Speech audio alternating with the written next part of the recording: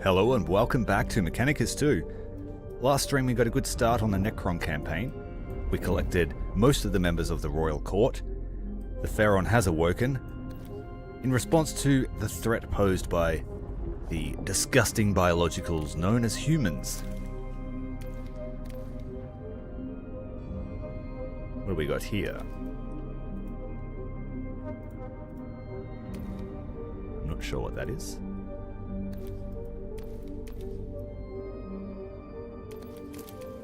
Okay, he's not active, so maybe we can't do it with him.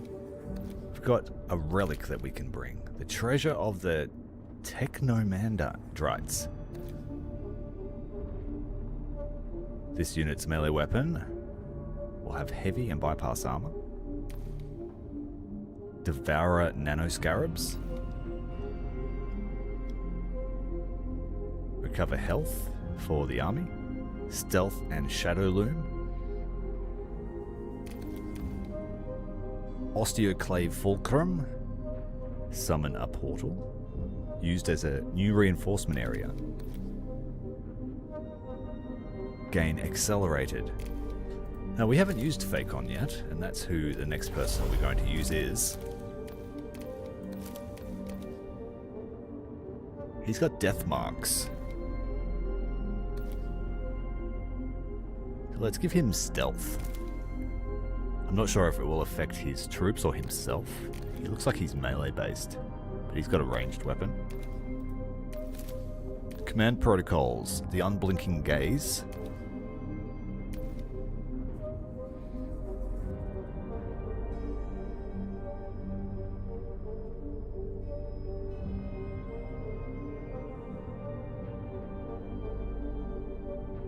Hello Azu, I hope you had a good fun at your graduation party.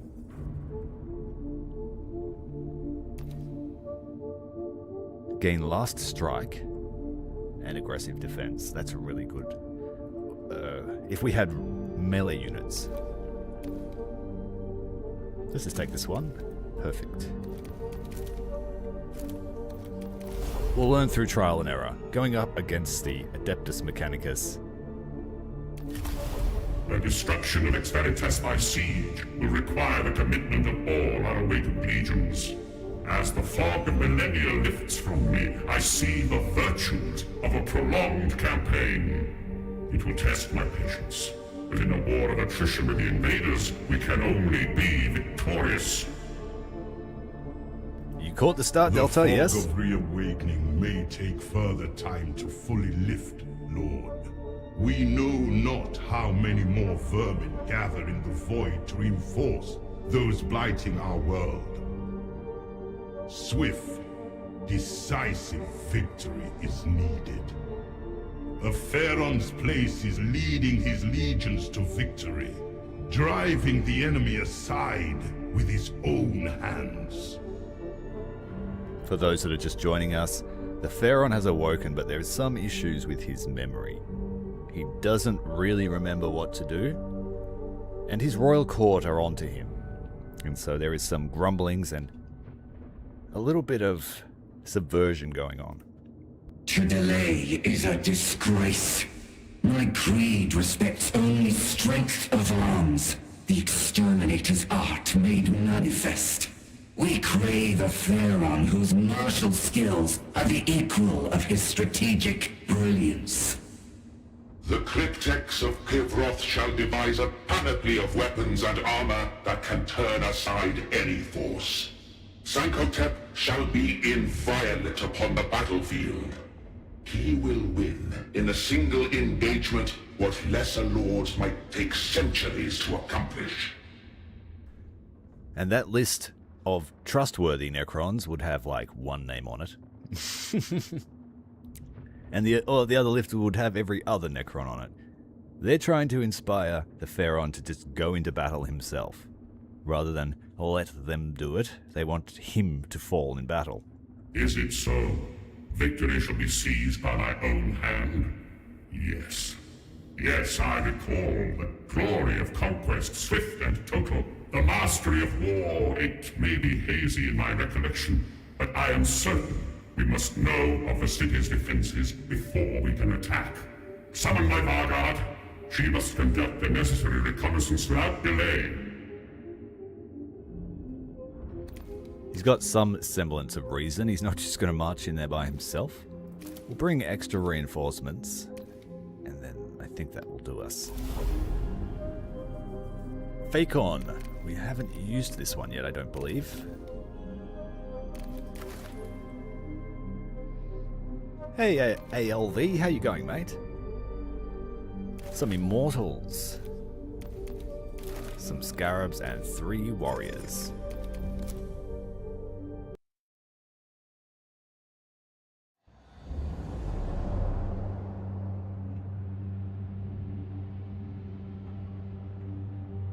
Flattery always works.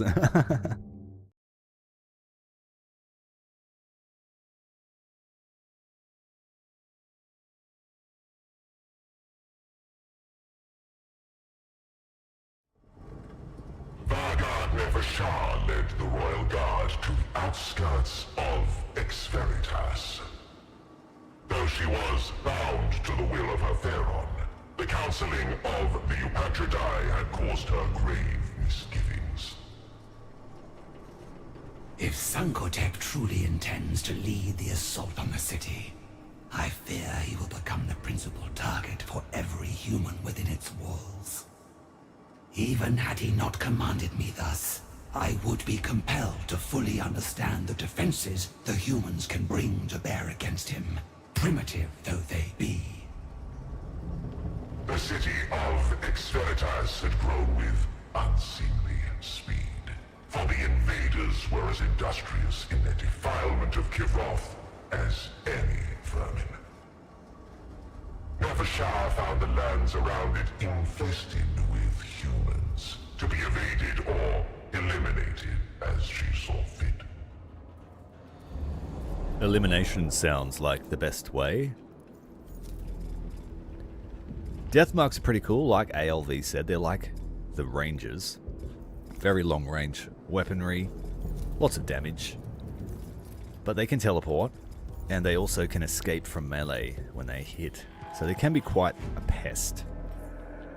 They are superior, but we need to keep them out of range of danger. We will use both of them. We'll have an Immortal there to guard them. Some Scarabs. Scour the foe. Do we have the Blasty Blaster one? No, we don't have the Tesla guy. Which would have been able to bounce on all those guys. Them. Fury of the Suns. The Thunder's Verdict. Can do damage when we have some Dominion.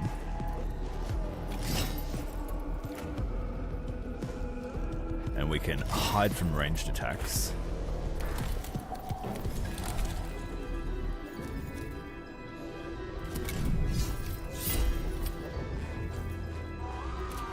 Command protocols like a Canticle. Doesn't seem like it costs anything to use. That Vanguard Alpha needs to go away.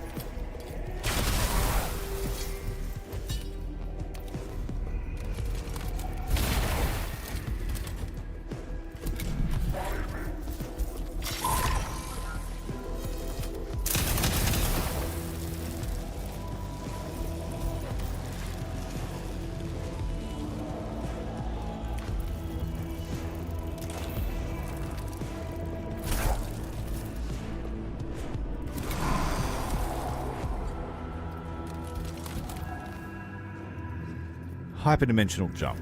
Doesn't count. It says it's a movement action, but it doesn't count as movement, if that's what you're saying.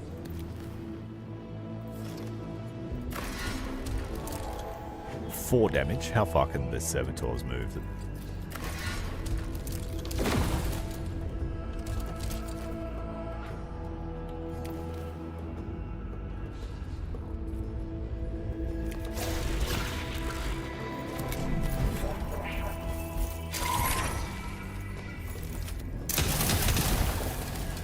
At the moment, I guess Vanguards will be our kill on sight guys because of their radiation stopping our reanimation.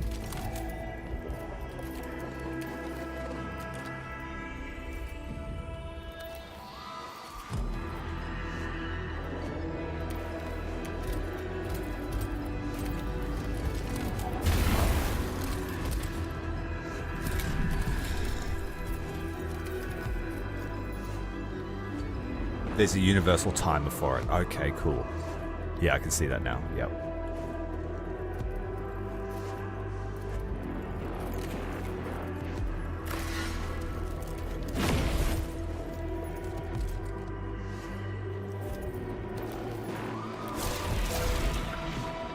To kill is my duty, but that does not preclude my enjoyment.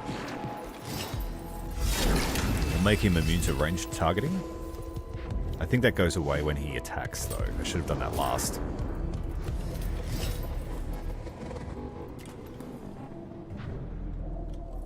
I think I'll just hold turn here so he stays hidden.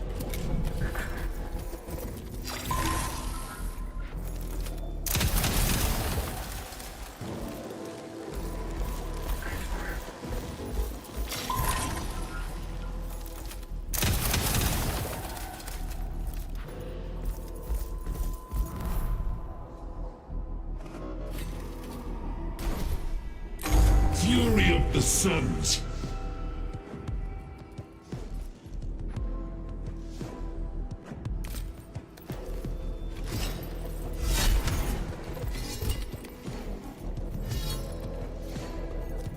Oh, damn it. I could have finished him if I used expose on that guy.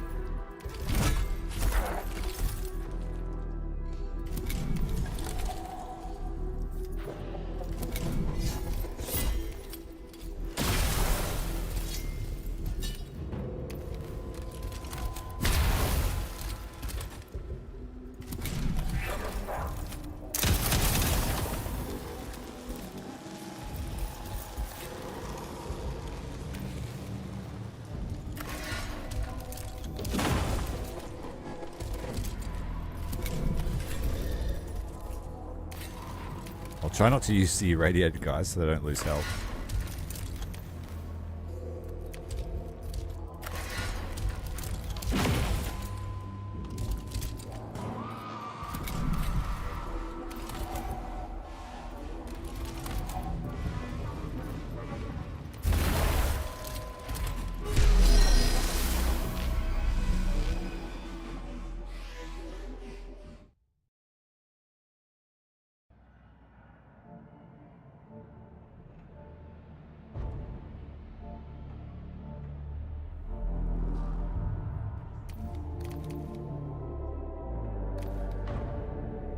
Let's generate some Dominion. Though the initial contact had been dealt with swiftly, the patrols around Ex Veritas defended the interloper city in depth. Thousands of troops surrounded the city, watching for Necrons. Fighting these wretches is beneath us. Our primary purpose is to observe, not to eliminate the defenders single-handedly. That task will come, and I shall welcome it. For now, it is through guile we will see our duty done.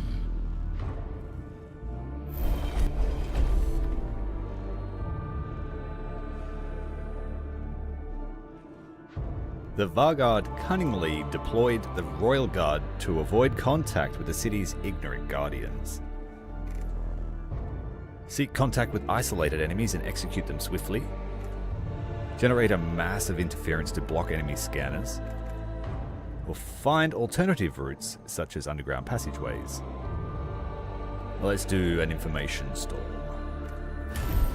Radiation spikes and streams of carefully modulated data flooded the enemy's artificial senses. The process laid open the enemy communications, and the Royal Guard learned much of the enemy's movements around the city. We went loud instead. Digital storm. That game does perfect vision, so no one can hide from us, so any Rust Stalkers will be targetable. And we'll get dodge. That's, I think, our first positive trait we've gained from those events. The other night we got all the bad ones.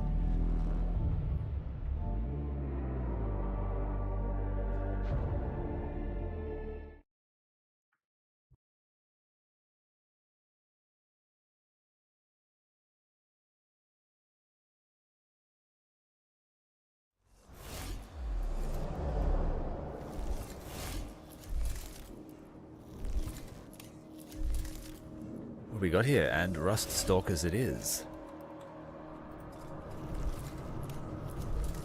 Just focus them down with death marks.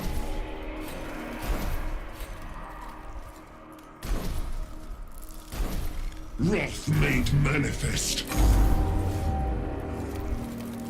The stars serve.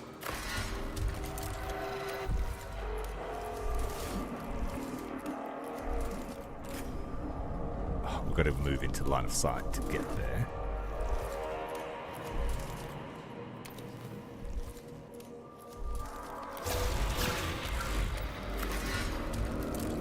And they could dodge us.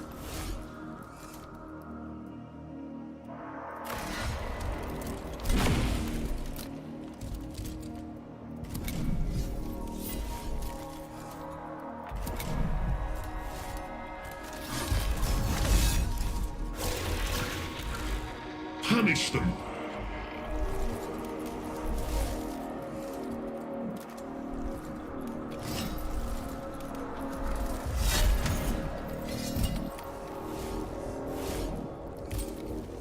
These guys were absolutely deadly in our Mechanicus playthrough.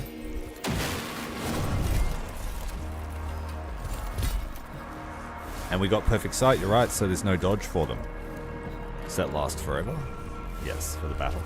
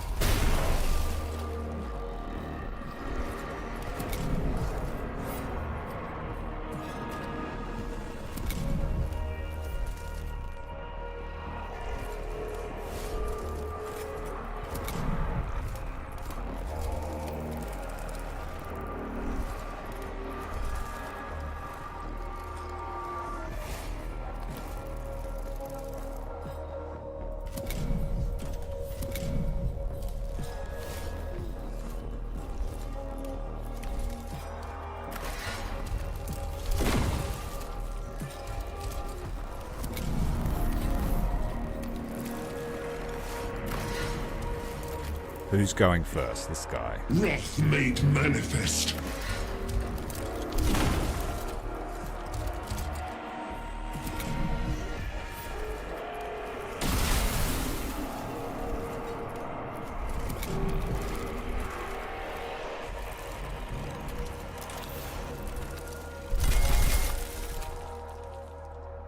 I can kill them if I sacrifice the scarab, so I'll do that.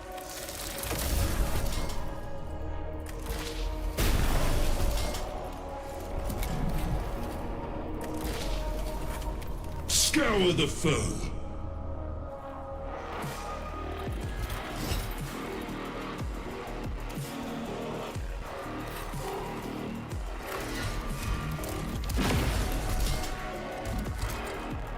Our task is delayed by this unnecessary skirmish. At least I was able to observe what passes for human elites.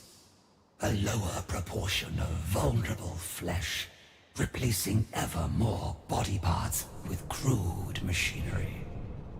It seems even they understand the nature of their weakness.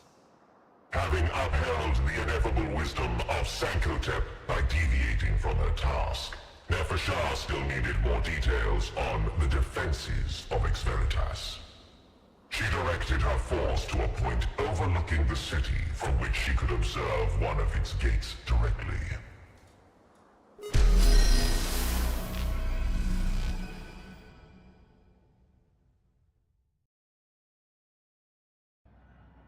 A fine viewpoint from which to observe the enemy. A success not without cost. The enemy are aware of an intrusion and will seek to engage us soon. We must be selective in where we put our attention. Nefershar carefully selected which aspects of Ex Veritas' defenses her royal guard should observe most keenly. An army marches on its bio needs, their stomach. Let's have a look at reinforcements and supplies. The intruders relied on ammunition, fuel, and other supplies to keep their troops fighting. Nefershah now understood how these were to be transported to the walls. Information which Doom Scythe strafing runs and artillery would surely make use of. Okay, we gained some dominion and some living metal.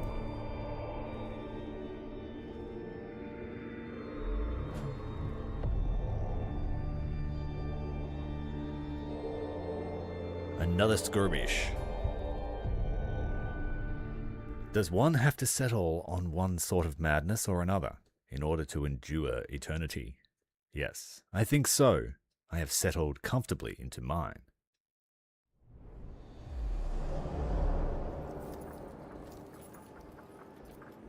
A million years of hate culminates in one shot. He's pretty cool. Fake corn. This guy's behind cover. I'll send some scarabs to eat him.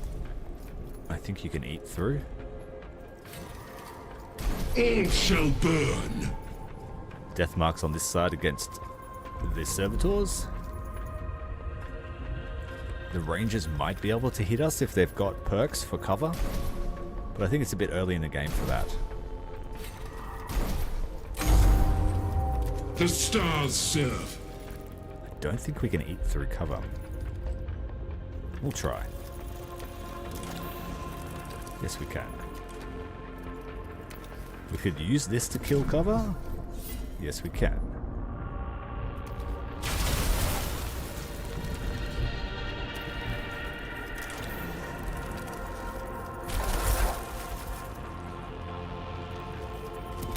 And he can't shoot us, he'll have to run away. In my sights.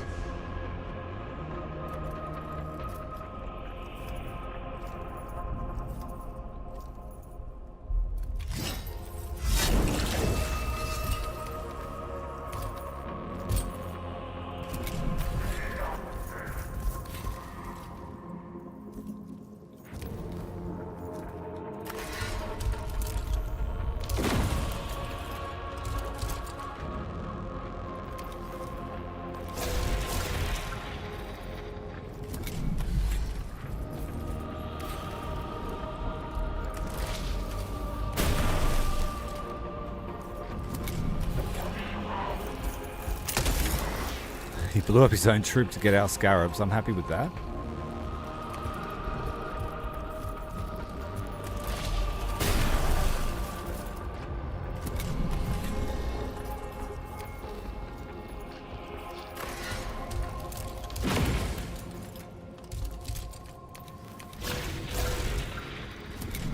Scour the foe.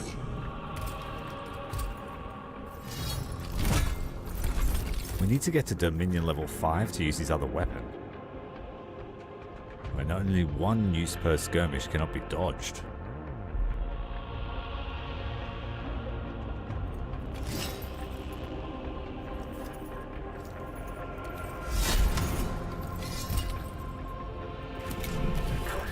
His exposed does damage. I'll remember that. Fury of the Suns.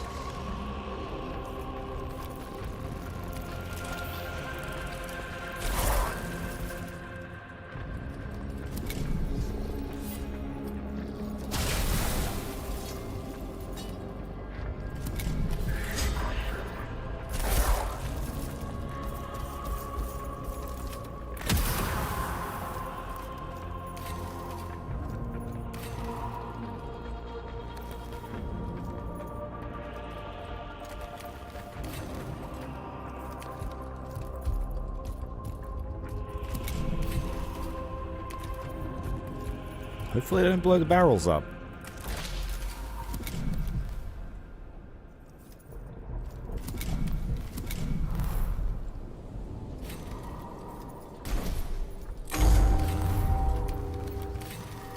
In my sights.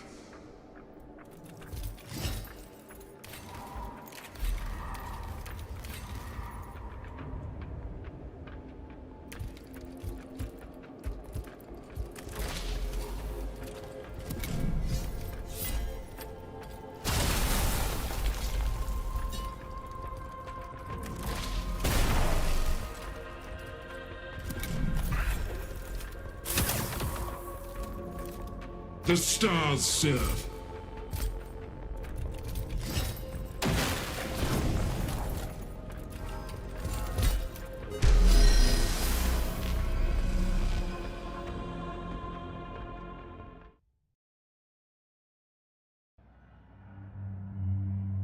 I'm interested to see how the Necron trait system will work.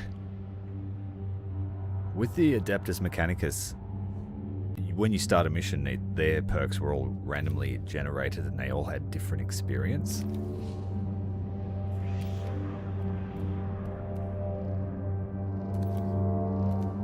Next one's a battle, so hopefully there won't be any increase in vigilance.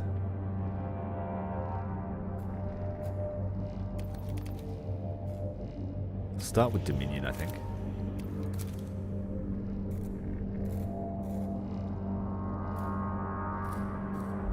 Siege work.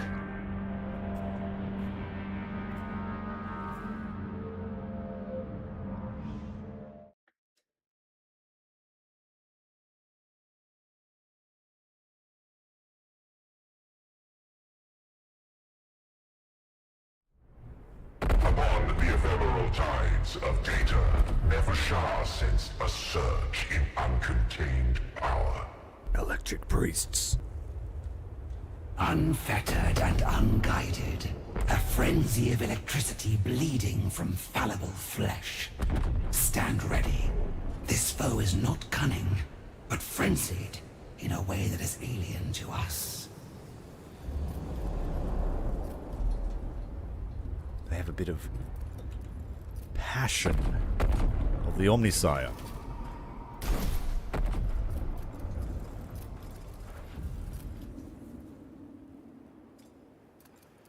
We need to stay out of melee.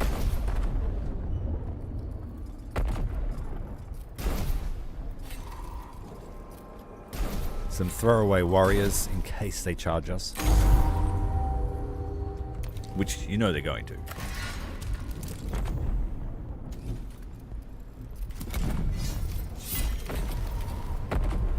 How far can they travel? They won't get to us this turn, but the Servitor will.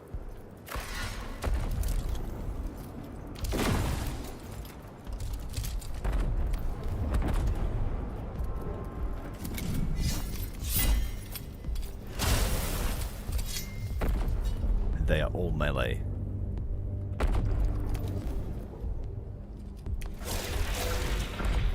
A million years of hate culminates in one shot. We're playing as the correct faction. You're the second person to say that. The good guys.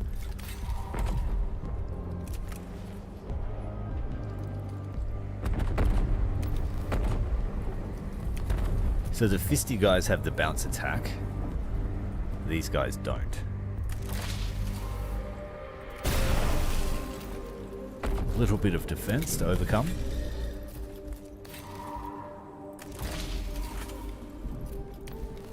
They also come back to life for one turn. Or they stay alive.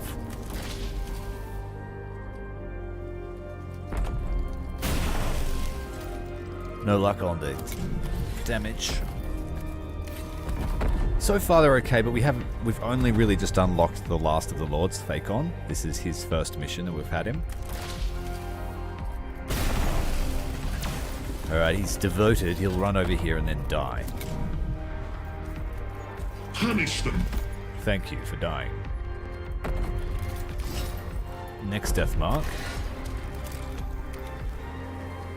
I think we might target the backline guy with the chain attack.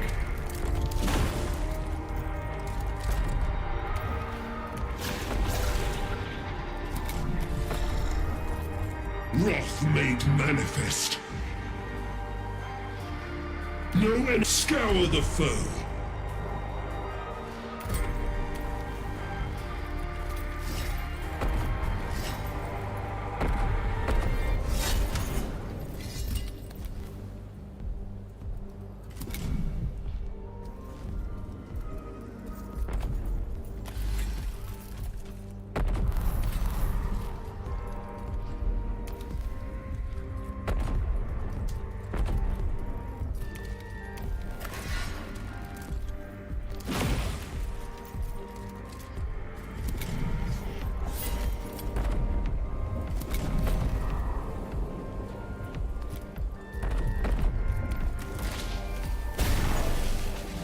Right, we killed him. He will still get an attack unless we destroy him now.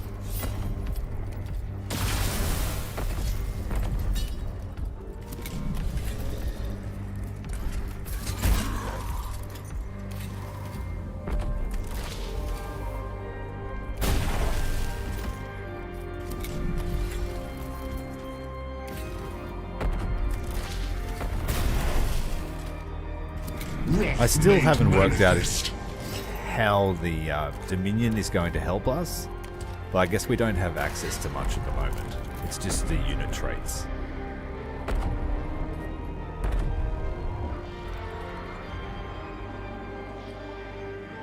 Deals max damage if they haven't moved.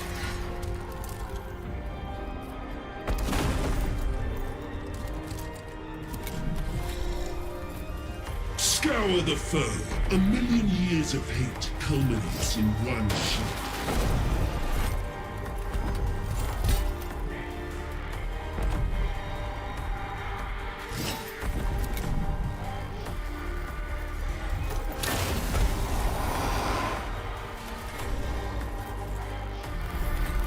My question is, do I get this troop back if I finish the battle before he reanimates?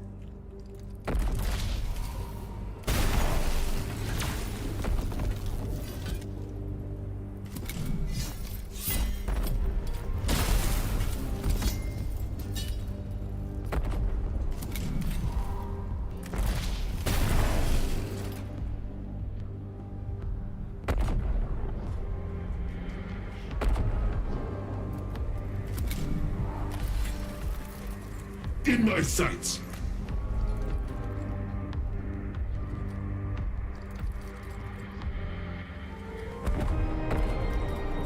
So at base level, they teleport away when hit by melee. At Dominion 5, that triggers on both melee and ranged. At Dominion 8, after teleporting away, they'll make a ranged attack if they can, against the attacker. I could see them being a pain in the backside.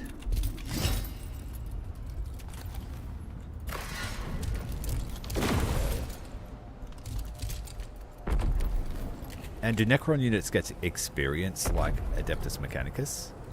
No enemy in my sight shall go unpunished. He'll be at half health. Okay, cool. Thank you. Let's use our special one. Nefershah examined the fallen fanatics. The enemy had a crude intellect in harnessing the very irrational nature of this species and amplifying it into this madness. Their presence among the defenders of Ex Veritas was noted. So the Necrons seem very much like the Snowball faction. The more damage they do, the more damage they'll do, which means they'll do more damage. My Pharaoh, I have seen the defenses of Ex Veritas for myself. The walls and fortifications are formidable. The gates are the weakest point. If we focus the assault there, the gate may fall. Once inside, our legions will find little difficulty in seizing the city and razing it, piece by piece. So we're going to have to now fight the Iron Hands, are we, at the gate? That's what happened in Adeptus. Brutal, as befits the verdict of a Pharaon. The human scum will not have the luxury of a siege to prepare for death. I remember war. It comes in fury and fire. Our enemies reel its embrace. I believe your warriors can breach the city with ease. There is little need to risk your royal person. There is hardly more glory to be won by crushing this infestation in person, compared to overseeing our victory from afar. I am sovereign of this world, and I will conduct its salvation as I see fit. Remember your place, Vanguard.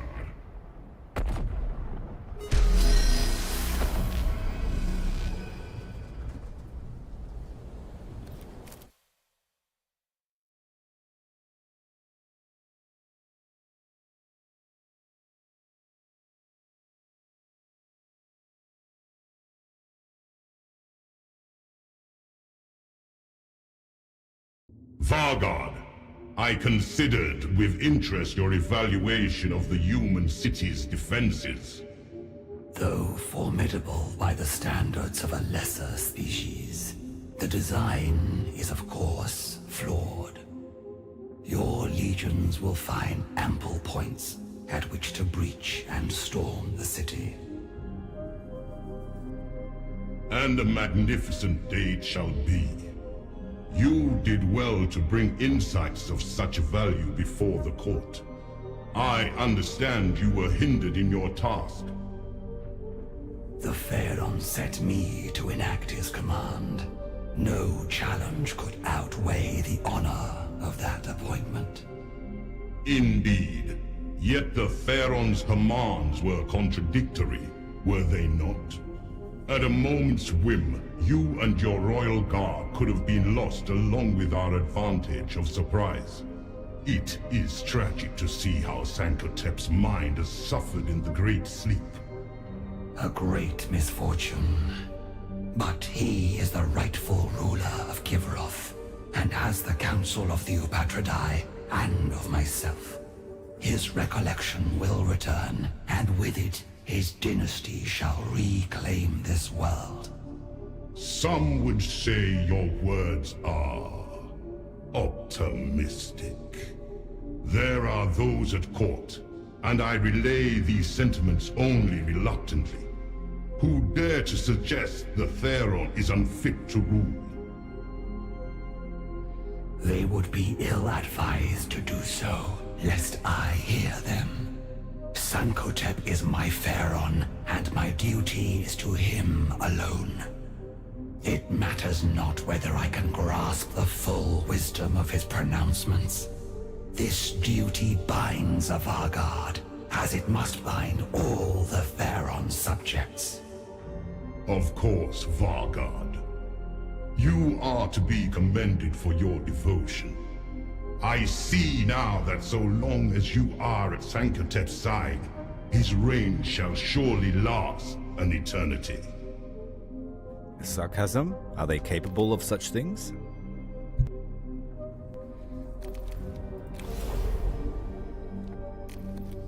We can choose our lords to send into fight. We just have the one.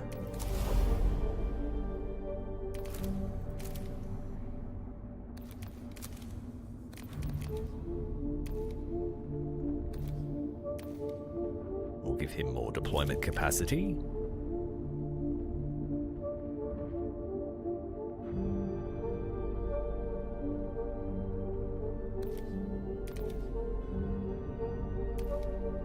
And more health for the warriors. Sounds like a good deal. Now I need to refresh. This guy's got flayers and scarabs. Praetorians and wraiths. Is it wraiths? Yeah. This one's got Lich Guard and Lich Guard with more Lich Guard.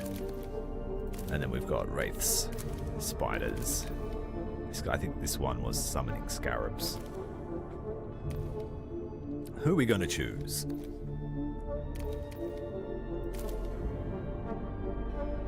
What's the mission? Fight by Sankotep's side as he assaults the city of Ex Veritas. I think we might use the Lich Guard fella. Thematically, seems like the best choice. Although I don't particularly like the Lich Guard. Or maybe we could just troll them with early game Praetorians with Amukar. Yeah, let's do early game Praetorians with Amukar.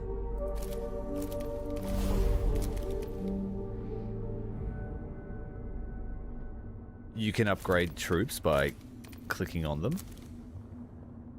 Okay, cool. Immortal Servitude. When killed, gain Dominion. Some movement. Or hit points. Hit points, because they are sponges once they're in the fight.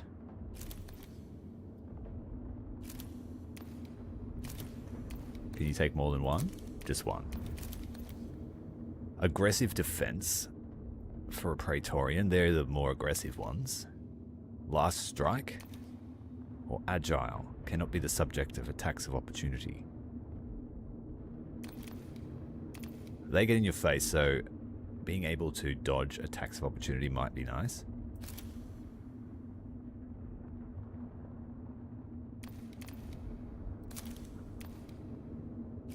So for 10 living metal, we get 2 perks. Extra hit points or extra movement for the wraiths. I think hit points again, more valuable. We can go with a particle caster to bypass armor and defense for low damage. Or the exile ray, transdimensional beamer. After inflicting damage, if the target has 1 or fewer HP, it is exterminated. At Dominion 5 and 8, that number increases. Let's go with the transdimensional beamer. We can change it if we need to by the look of it. And then warriors, we'll spend some metal on them as well. Heavy metal court. Unlocks resilience, so they become immune to weakened, impeded, and perturbed. More movement or more health.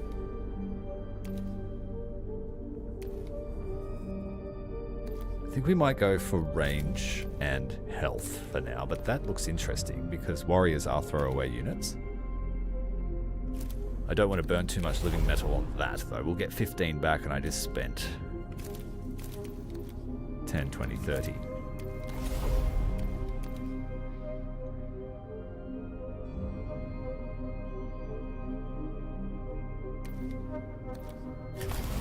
I have not the means to describe every facet of the battle for Xveritas, for there would be no end to it. The strength of Kivroth's half-awakened legions was brought to bear against the invaders' city. The Pharaoh himself led the assault on Erudition Gate, the weak point identified by Nefshar.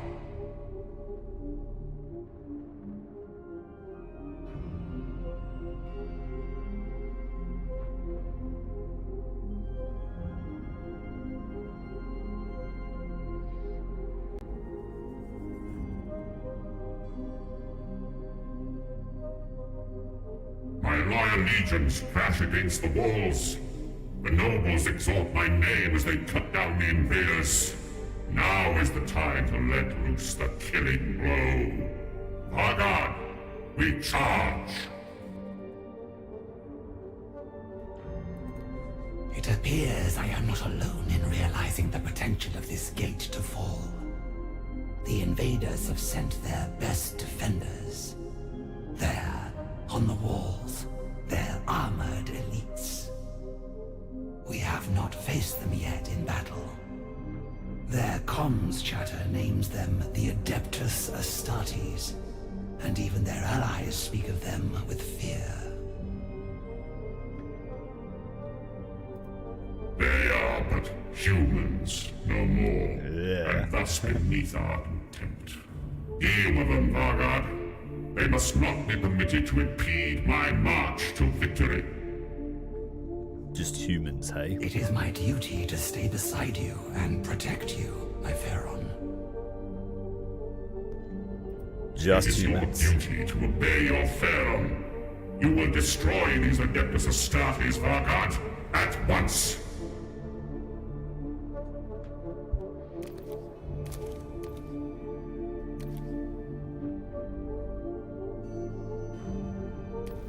I should probably check the relic chamber. Is it this one? Yeah, I didn't set perks for this person.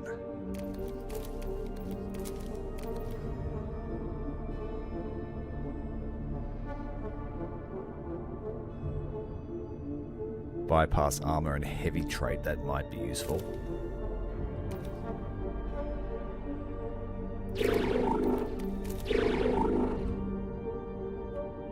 Thanks very much for the sub, Devante. Welcome.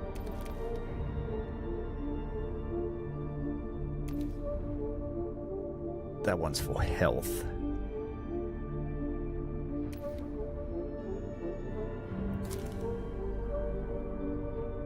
I think we might try for longevity. Try and heal our troops. And then the next one we need is the command protocol. Unblinking gaze for precision. Always inflict maximum damage. Last strike and aggressive defense. Let's go with precision.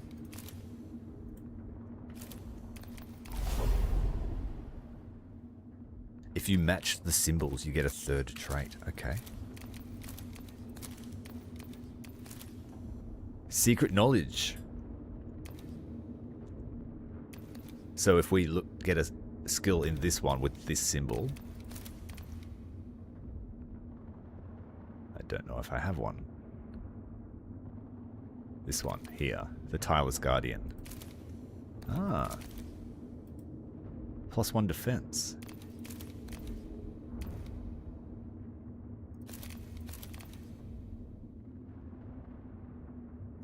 Don't have a matching one there.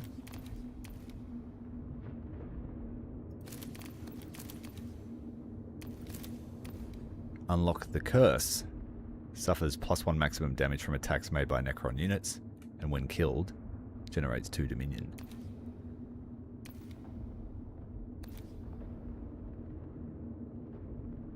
Hey, why not? Let's do it. We were fighting Astartes. We might be able to summon in some stuff behind them and hopefully kill them. Thanks for that little tip. It didn't tell me that, I don't think. Means to describe every facet of the battle for Xveritas, for there would be no end to it. The strength of Kivroth's half-awakened legions was brought to bear against the invaders' city. The Pharaoh himself led the assault on Erudition Gate, the weak point identified by Nevershah. My loyal legions crash against the walls. The nobles exalt my name as they cut down the invaders. Now is the time to let loose the killing blow. Haggard, we charge!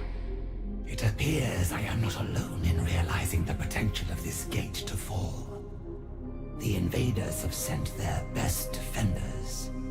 There, on the walls, their armored elites. We have not faced them yet in battle. It is your... You'd already listened to that, sorry.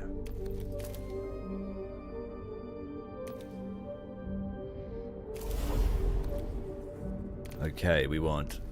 Oh, I've chosen the wrong person again. Amokar.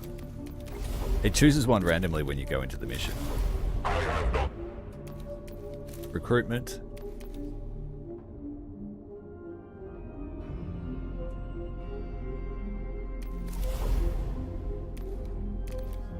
Praetorians. A whole heap of flayed ones. Canoptic Wraiths. Some Necron Warriors and 4 flayed ones.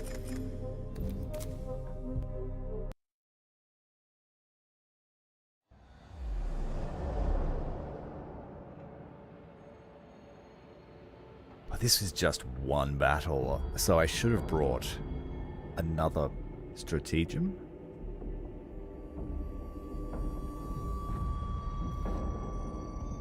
Yeah, I should have brought that Dominion one. Order, unity, and obedience. We taught the galaxy these things long ago, and we will do so again.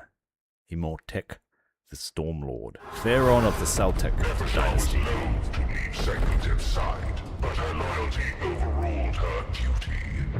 The humans responded by sending forth their defenders in a countercharge, swamping Nevershah as Sanctitev continued to battle at the gate.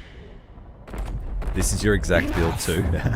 We must eradicate Great minds the think remaining alike. human vermin and these so-called Adeptus Astartes, and quickly, so that I may return to my Pharaon's side. How did you find the Astartes? Oh, we've got lots of help here, it seems. Alright, let's bring in these murder bots.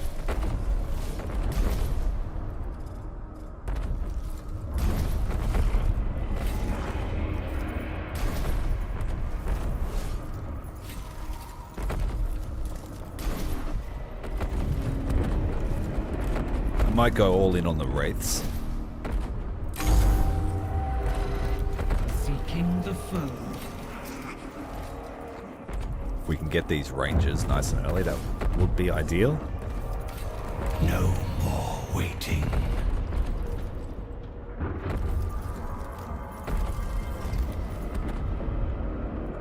Blades bared. I'm pretty sure these Wraiths can teleport. So we might be able to get that guy. Let's try.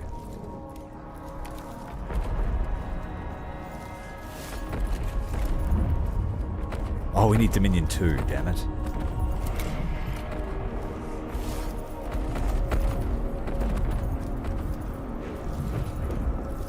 We can execute the wall.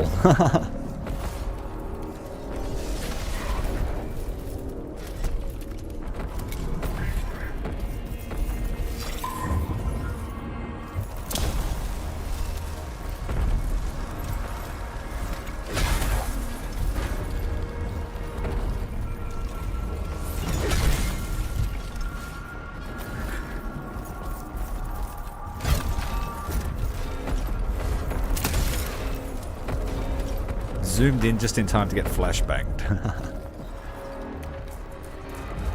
Charge.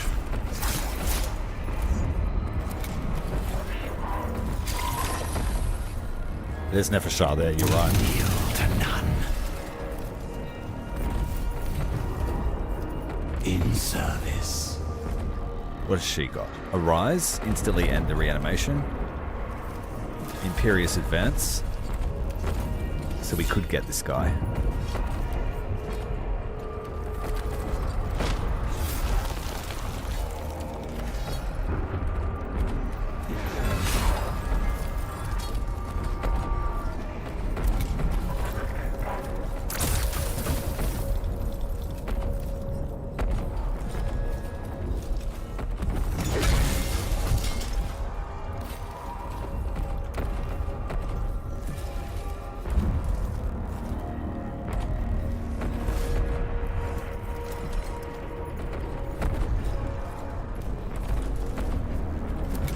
Let me give rein to our hatred.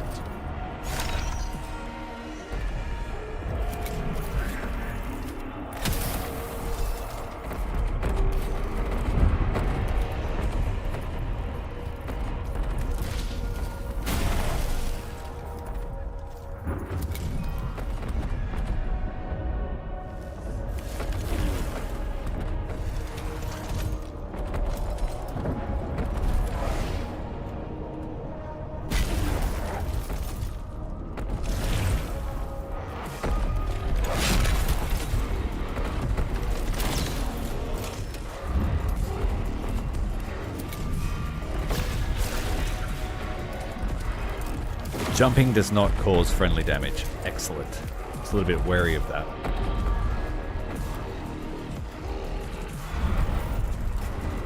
The dash is only 2 squares.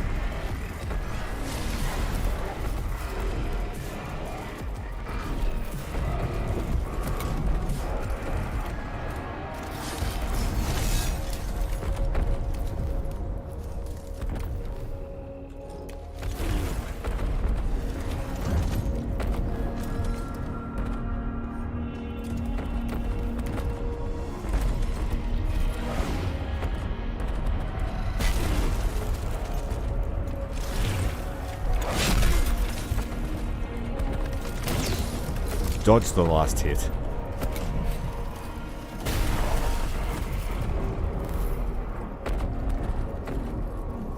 Servitor reinforcements have arrived. Threats abound.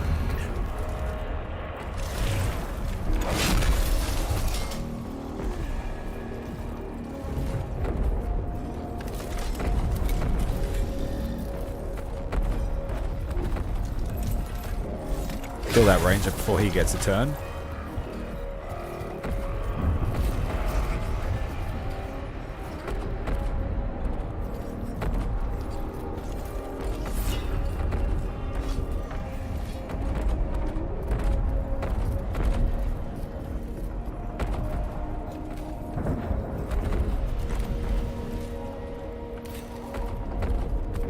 Stand ready.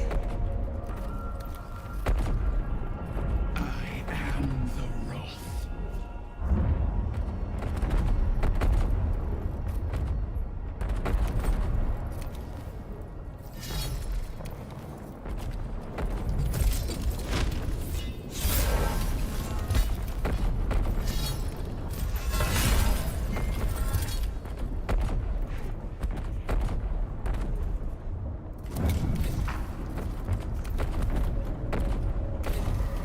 This world will be ours.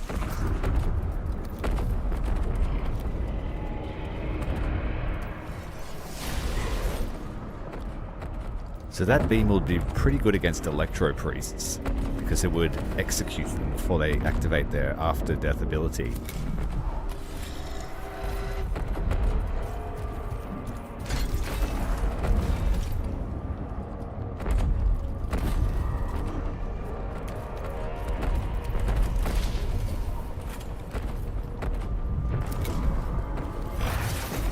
Well, that already has flat damage, so that was a waste.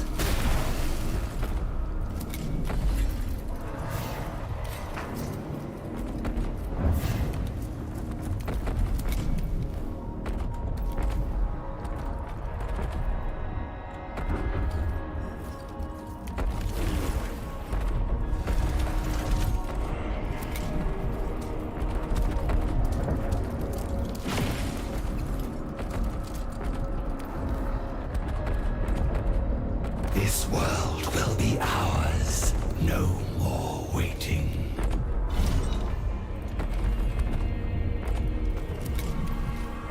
That has a 99 turn cooldown, so obviously only once a skirmish.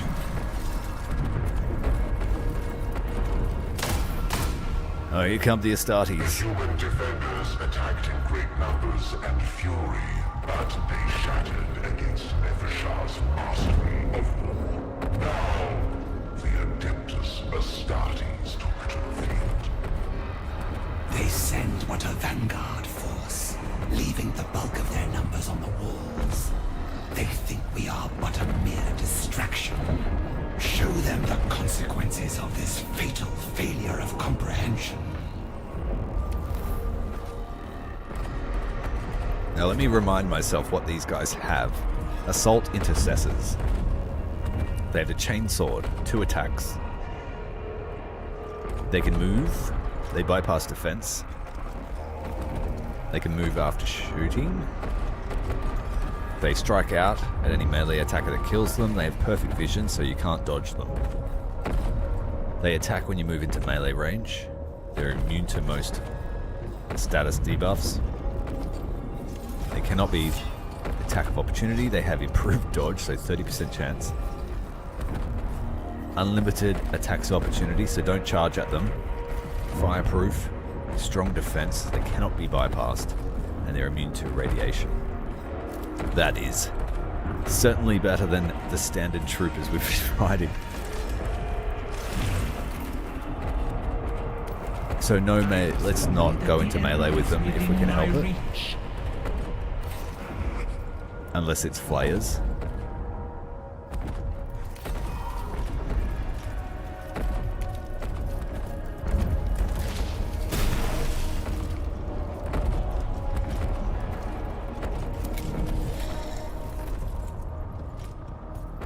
Let the Lich Guard do it. From range. They have a ranged melee attack. Oh, you fool, running straight in.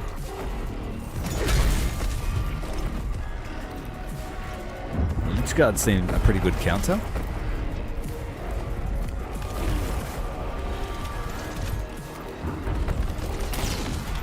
Dodged that one, of course he did.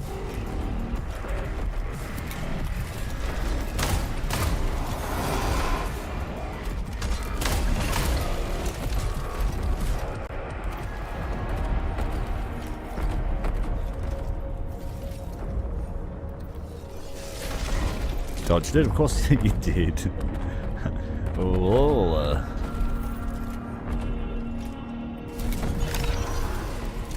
Lich Guard is back.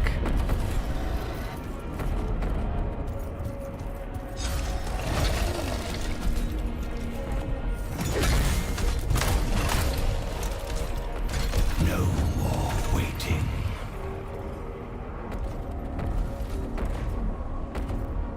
Bring me the foe.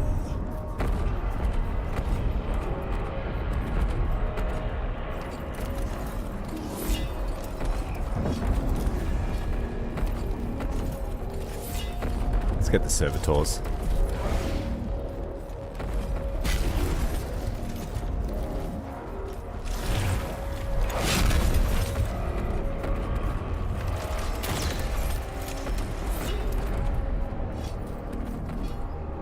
At Dominion 4, it's got armor crush. Yeah, so you're right, Luna. They would be a good counter. Smashing their armor, getting around defense. For the dynasty. I obey.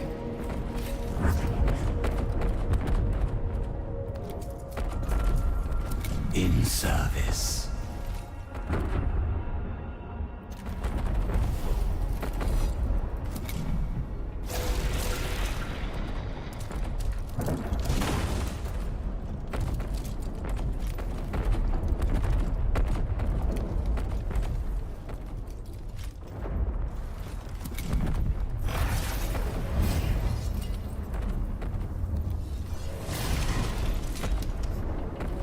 Every time I've shot them, they've dodged.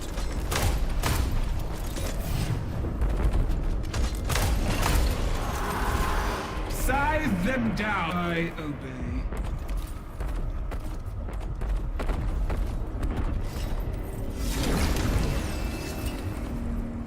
Curse him.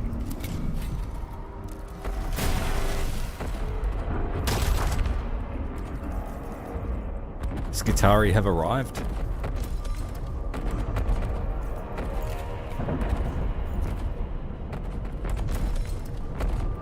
Just run over there and shoot him, dude.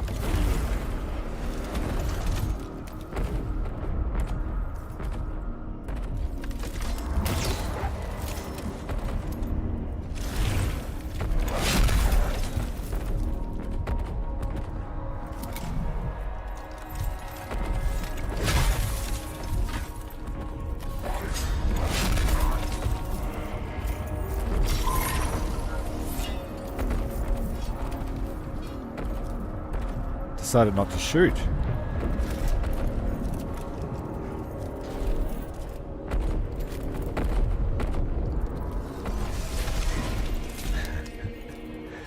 That's more than 30%. That's 100%. Scythe them down. Here, you can't dodge this, hopefully. Cannot be dodged, yes.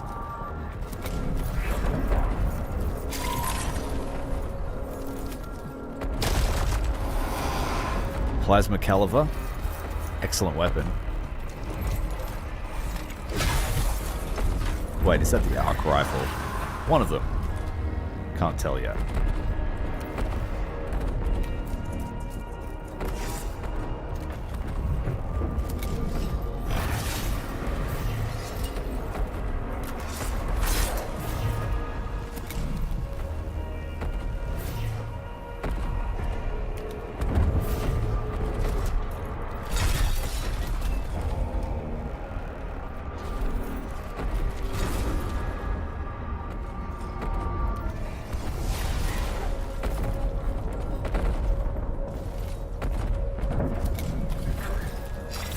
The best kind of kill is overkill.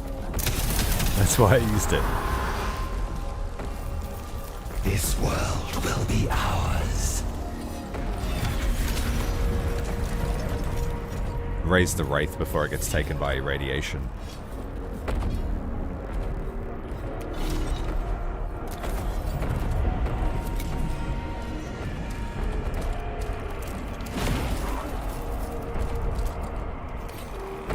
She's got that perk, I think, where she gets defense from Lich Guard. Or is the Lich Guard perk? Guardian Protocol, yeah.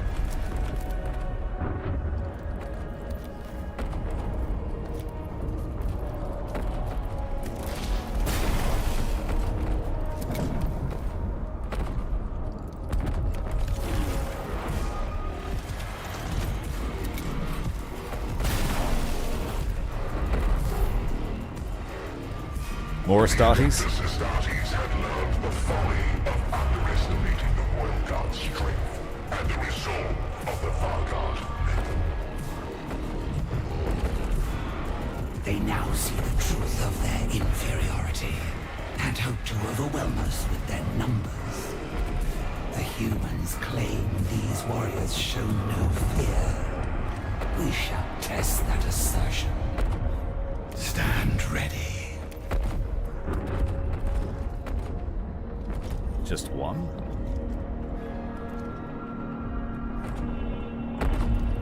2 is the guy right here. Let's test your Praetorian.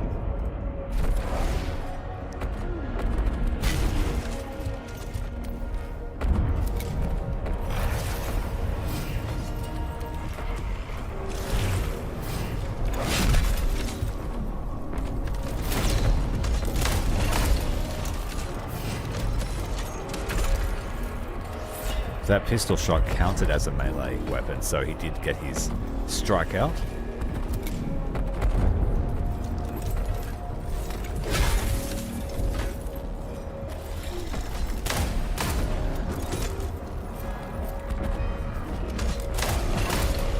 Chop chop on Nepheshah.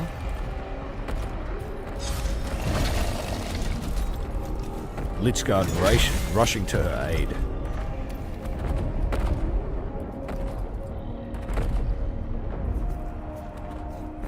Let me give rein to our hatred.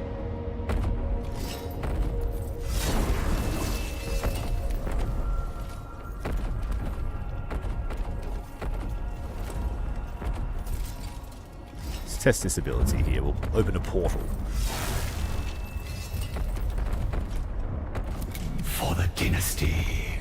We don't want to kill him with melee.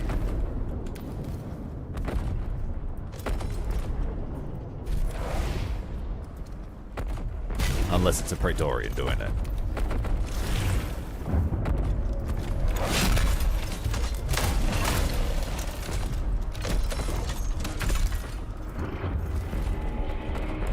There's another guy here.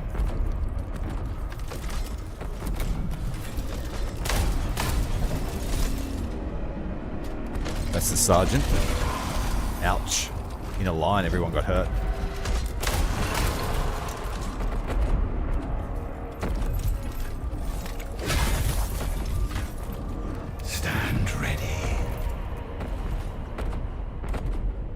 Heavy bolt pistols are the same.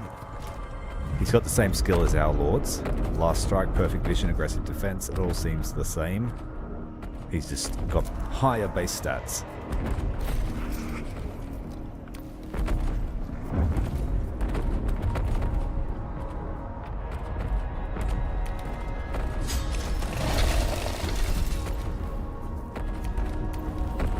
Zooms through him.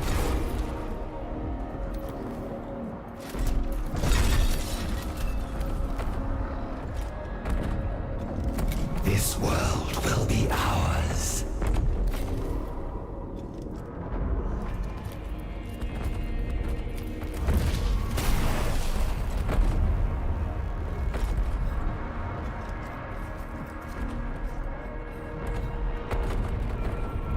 We kneel to none. Threats abound.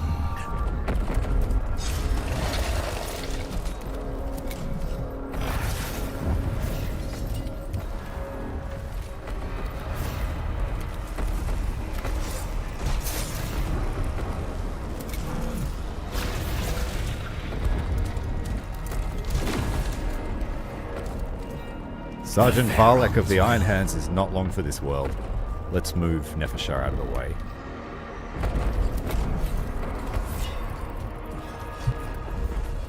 The Adeptus He's going to retreat.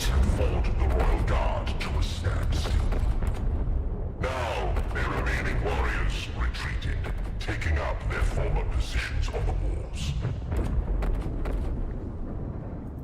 The humans know that Sankotep will soon shatter their defenses and breach their city.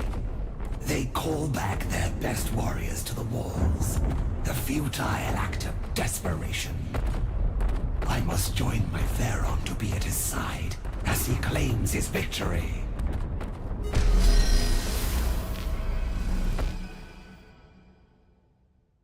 That was a cool battle.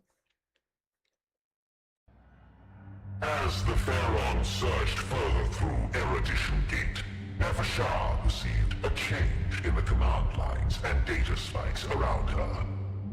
Necron troops were being withdrawn all around the gate, and the invaders' forces were closing in. How many was it? It was like 5 of them? It was not just the enemy's actions that were turning the tide of the battle, but orders coming from within. The Eupatridae. Their units are withdrawing. My Pharaon, I must be at your side. I beseech you to withdraw from this fray. Let me do my duty in defending your person. Preposterous! We are on the cusp of victory. The Eupatridae are loyal to their Pharaon alone. The defenders close in. The Adeptus Astartes once more garrison the walls. But the Pharaon strode on, laying into the human foe on every side, assailed by a host of enemies.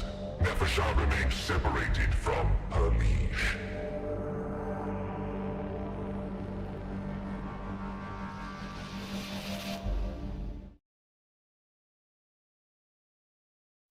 I'm not a huge Necron lore buff, but am I correct in saying that when the Pharaon falls, the Nemesaur becomes the next Pharaon? Or is it just the strongest Necron? Even the ones they called the Adeptus Astartes. The Vargard fought tirelessly to cut through the sea of enemies and join Sankotep in the heart of the Talent. Will these tides of vermin never cease? Such filth will not keep me from my Pharaon's side.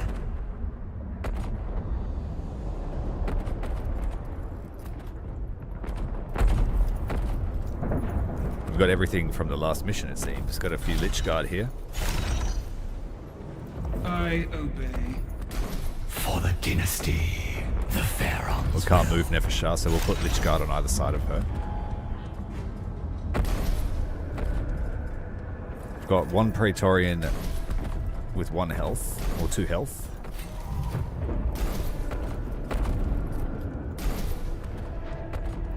King the foe.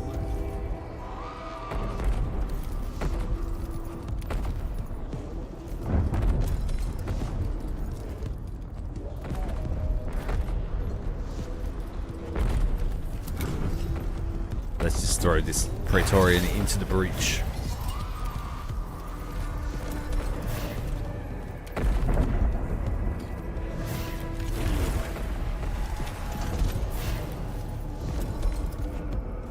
If we have high dominion, it does more damage.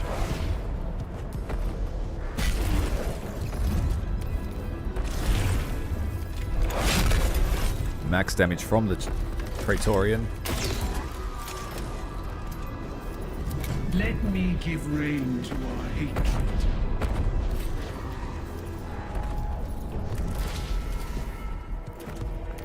We kneel to none.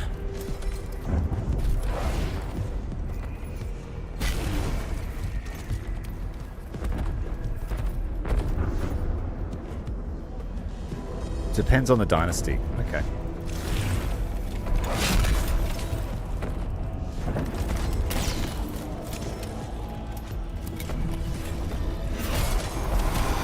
Bring me the foe.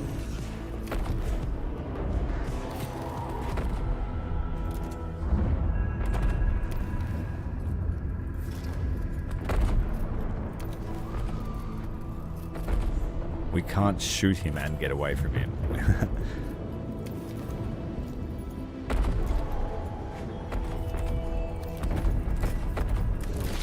I think we'll choose to get away. Threats abound.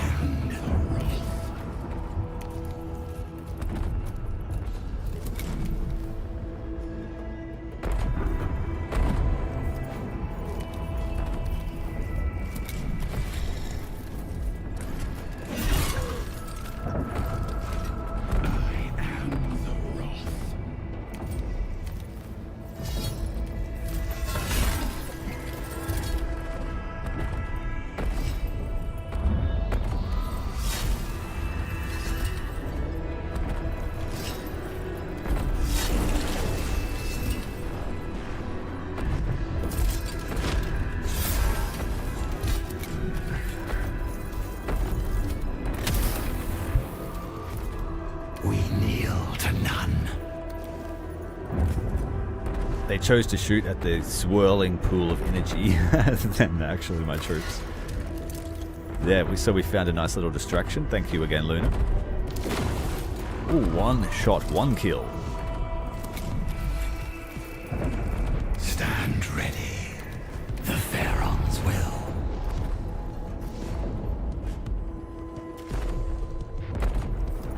Stay near the Lich Guard.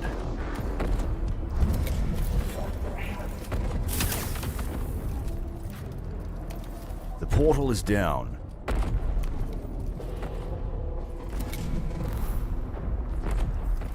Sicarians are here.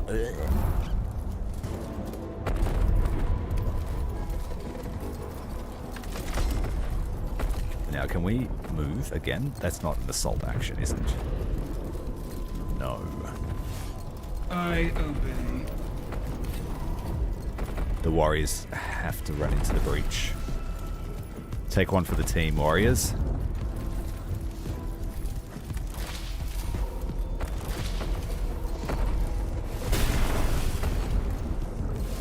The infiltrators aren't as scary.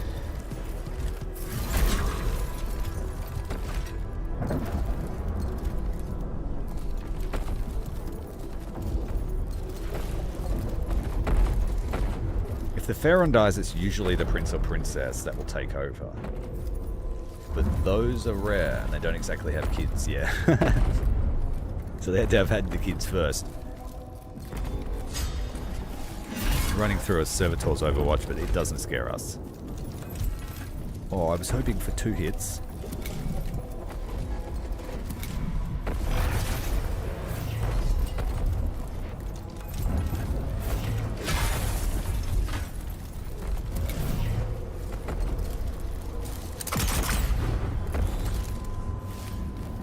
Mr. Deathmark, you're going to have to get out of here. We can't target the Rust Stalkers, they must be obscured. Or out of reach. Yeah, they're out of reach.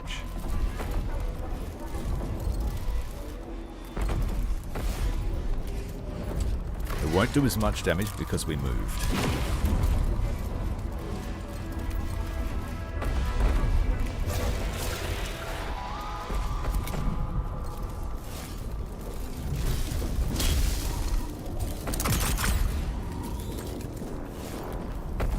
Scythe them down!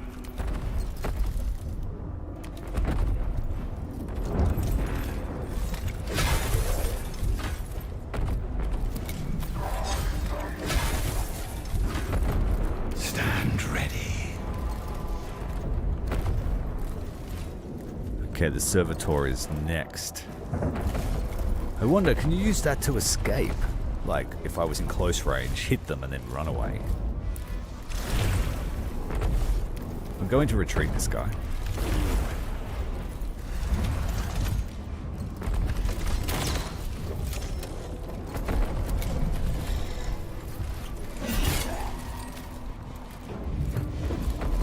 Scythe them down! Threats abound. The 2 lords are melee based, so we need to make sure we take out what we attack. This world will be ours.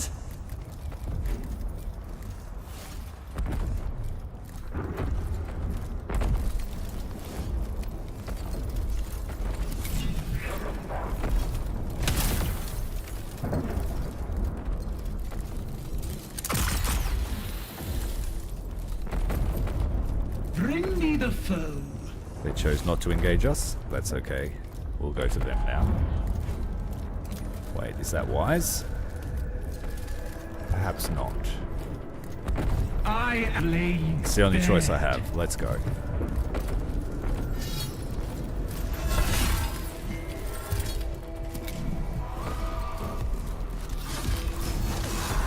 The double tap from the Sicarian Rust Stalkers. Defense down.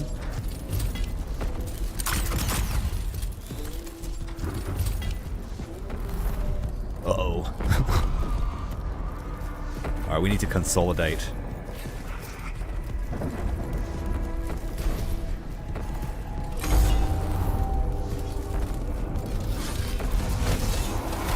They still got the Praetorian, but they did not double tap him. Deathmark has been targeted. In trouble.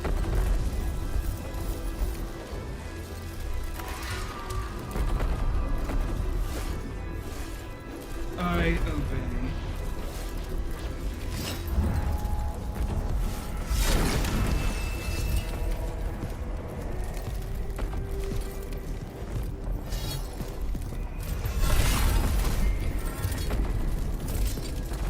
We could run away. It won't help us, so we'll just try and kill this Rust Stalker.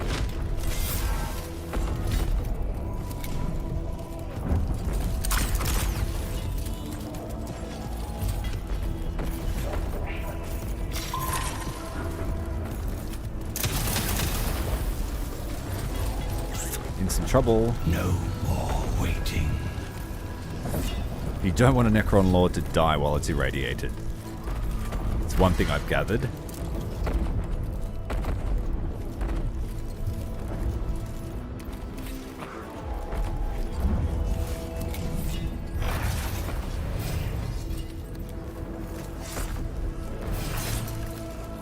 Dodged me. Going straight for the boss. Oh, we might be in some trouble here. We're caught in the middle and they surround us on all sides.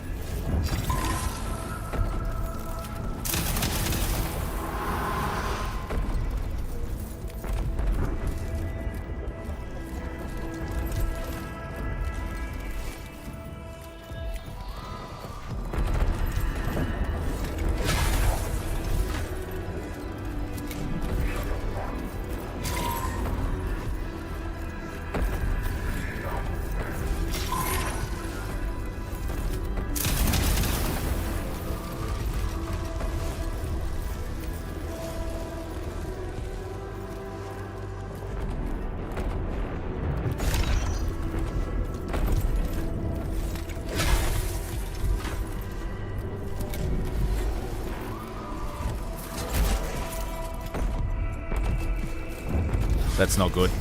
Game over. That sucks. We'll have to stay in a block together.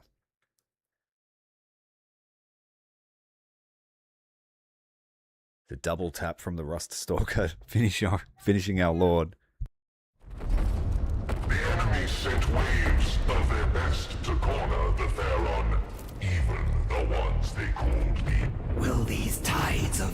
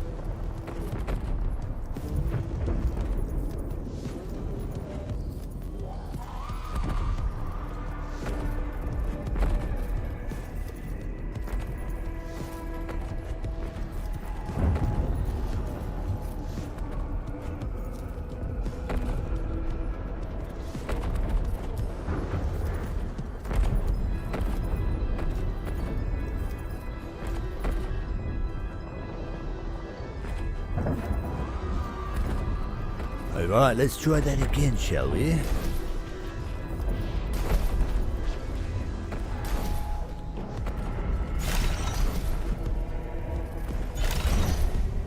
I ask only that the enemy is within my reach.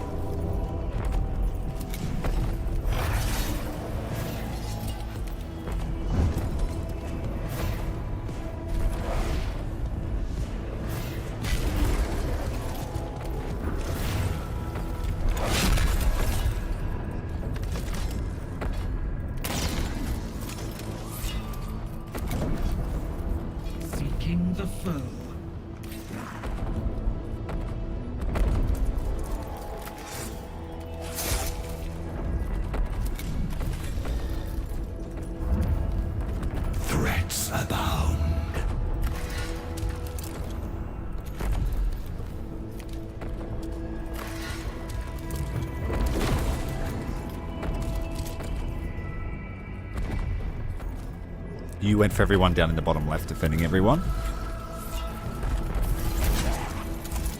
So I had some idea of where they were going to spawn. I thought we were heading towards the wall, so I was figuring, you know, they were going to spawn here, and I just advanced to take a central position, but having them behind us sucked.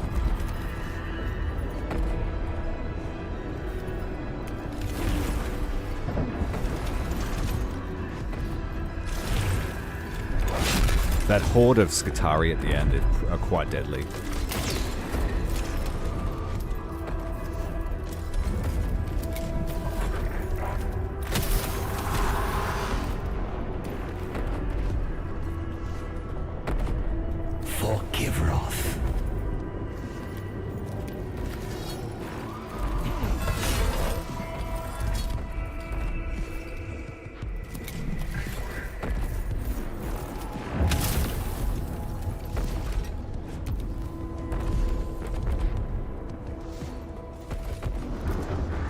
Knowledge is the ultimate weapon, but a blade to the throat is a close second.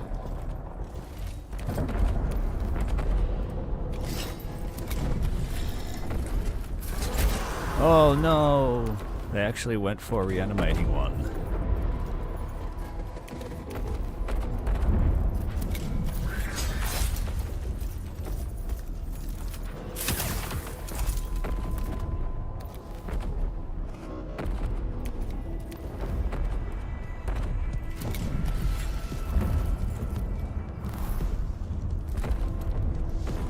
Bottom right. Oh, it's all right. We'll pivot.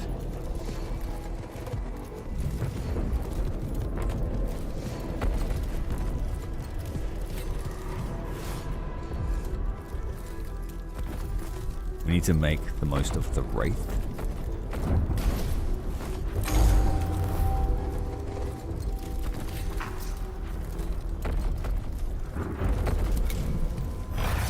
I should be able to finish this servitor. Yeah. So we have a distraction. I am the Wrath.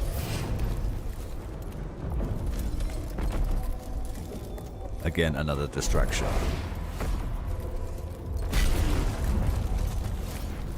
Take away the defense at least.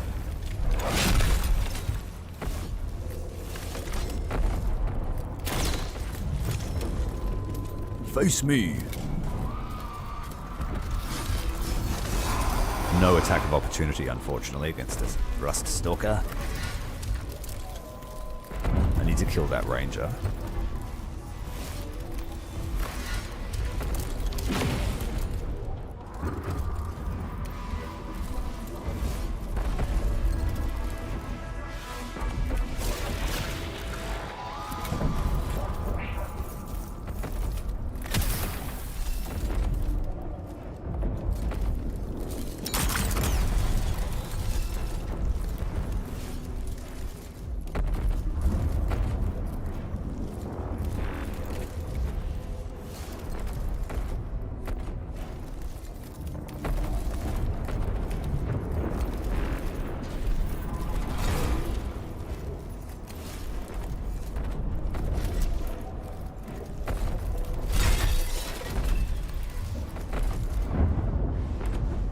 They get opportunity attacks against a Wraith.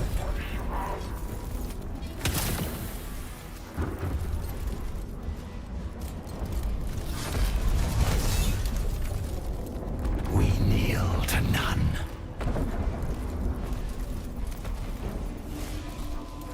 Seeking the foe.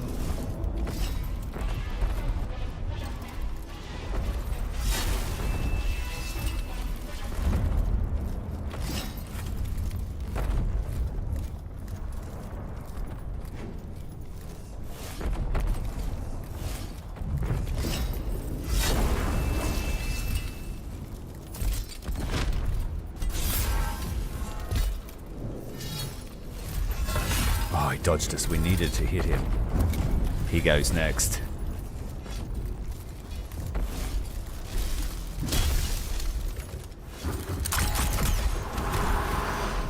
Threats abound.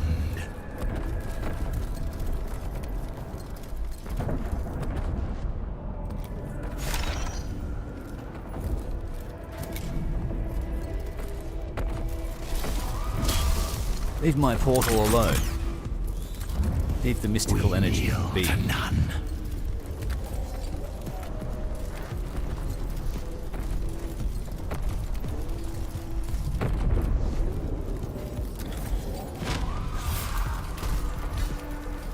I killed my own portal. Oops.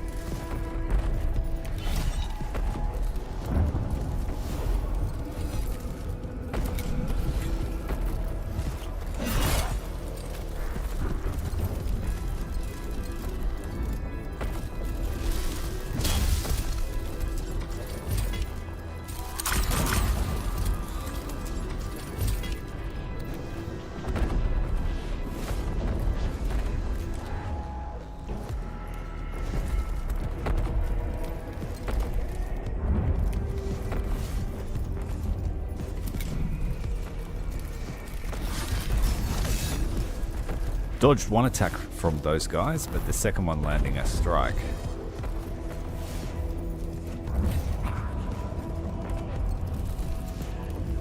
Let's put a meat shield, literally, a flayed one in the way.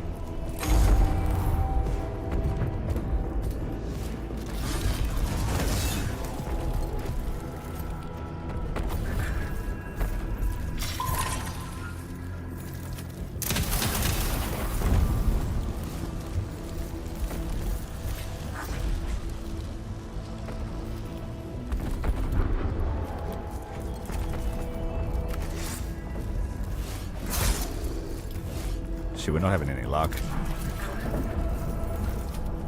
The meat shield worked, but it will die next turn.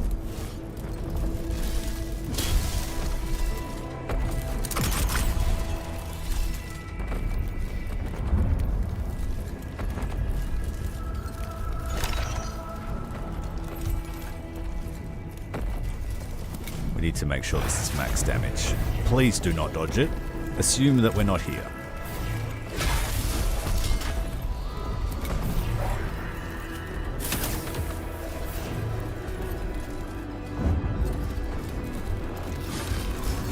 And of course, yeah, our attention's been split.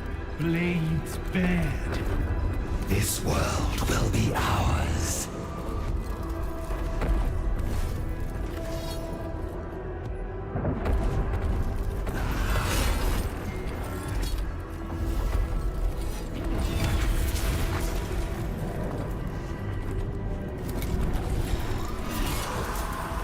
See, that would have finished Nefershah.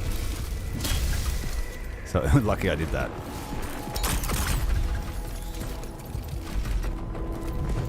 But the problem is now they're all going to shoot on their next I turn. am the blade.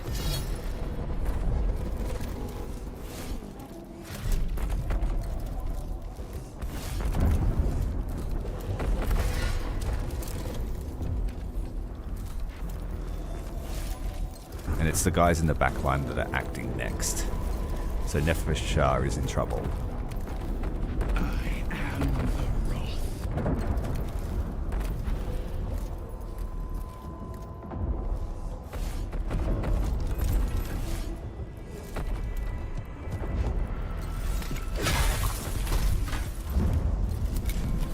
Defense is back at least. Oh, we got lucky. Very lucky.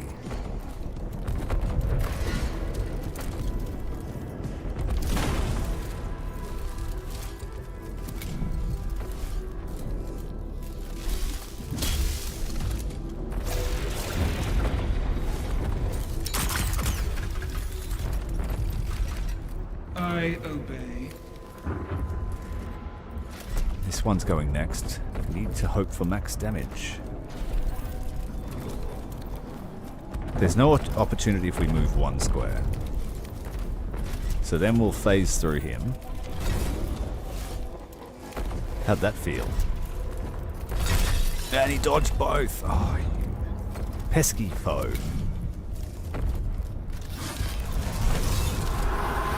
We dodged one, so no double tap. I am the wrath. Bring me the foe.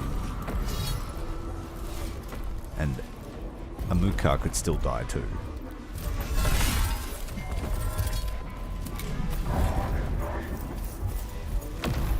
Oh, there's even more now. Look at that. Castellana robots. We have to survive this turn, and then we're good. We need another meat shield. That's definitely an endgame army for sure. We're not saving our Pharaoh.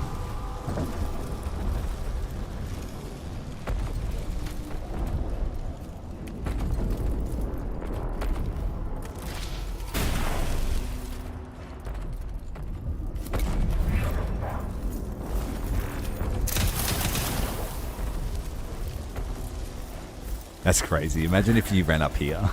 You'd be so dead.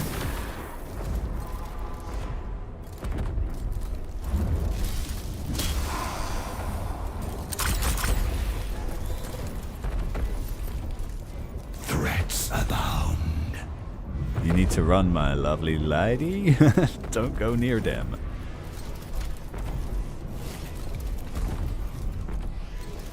That one's next. But it has to fight. It's going to kill Amuka.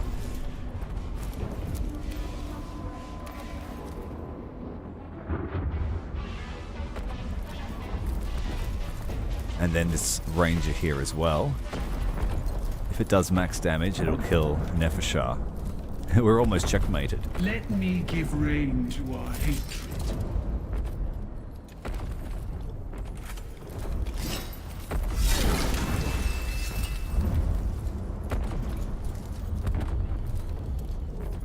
Yeah, this round. Yeah, if we could poop our pants, we would have.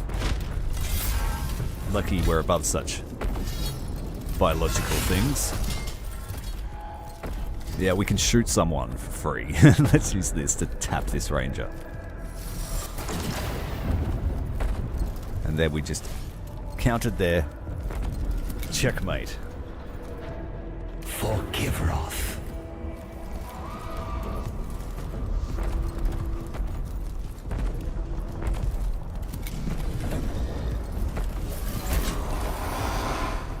So that tachyon arrow is like the Hail Mary. Don't waste it. We need to give them a sacrificial Praetorian.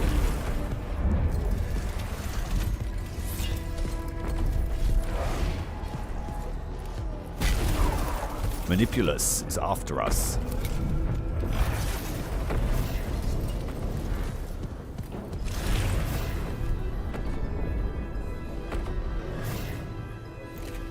This guy's melee, so we'll clobber him with... This guy has to run to shoot us.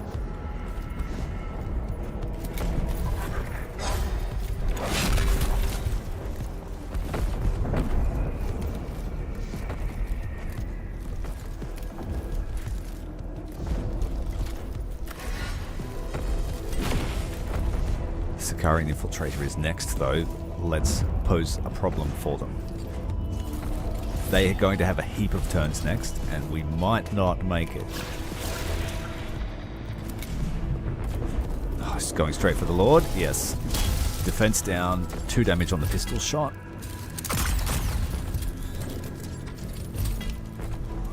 Now we just have to hope we're far enough away.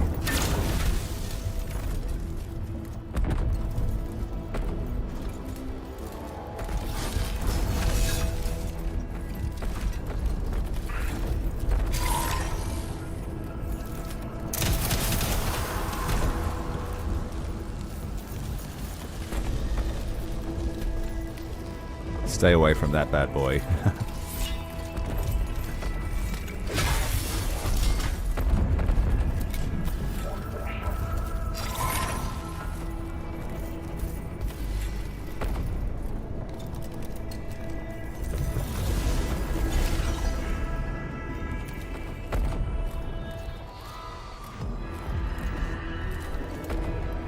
This infiltrator here, we need to kill it stat. That's the end of the turn. We've won. 1 is a relative term. Vanguard who fell gloriously beside their Pharaon, dying as they should with duty their final fort. But that is an end I must deny you, for we are betrayed. For you, Patridae, have forsaken you, my Pharaon. Their cowardice has cast us into disarray. You shall preside over the punishment I will enact. Cowardice. No. I was a fool, Nevershah. In my weakness of mind, I let them outmaneuver me. They watched me walk into this trap and let me think it was a road to glory paved by my own design. Only now do I see through the murk of my decay and understand. Not just failure, but betrayal. They schemed against one another for the greater portion of power. They were ever too visitors and self-serving. But stooping to blatant treason, it violates the most fundamental dynastic codes. I knew it once. I had the wisdom to focus their ambitions against each other, to harness them for our dynasty, but now I accepted their words like tribute to the throne. I did not look to see the plots win. I committed the only crime of which a Pharaoh can be guilty. I became weak.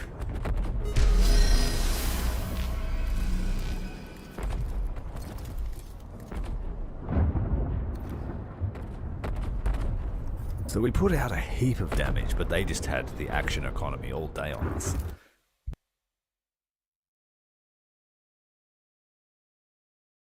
Is anyone excited for Total War Warhammer 40k? You bet your life on it. I've seen the videos. I just don't really subscribe into promoting hype.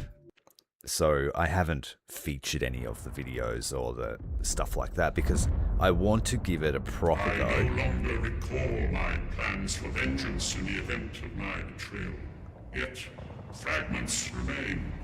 Orders I coded before the Great Sleep. Travel to the coordinates I am transmitting to you, Vargard. I know not what you will find there. I know not what you must do. I can only trust to the wisdom I once had, and the path to retribution I must obey. The Sancotep who entered the Great Sleep was brilliant, and without mercy. This is his final order to you. Go to this place, whatever it holds, and fulfill your duty.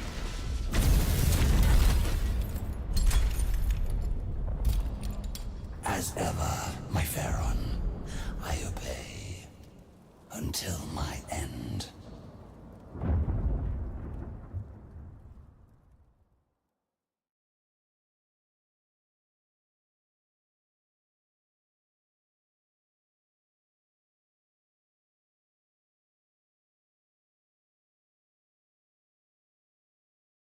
The Pharaon has fallen. Tradition demands we mourn him.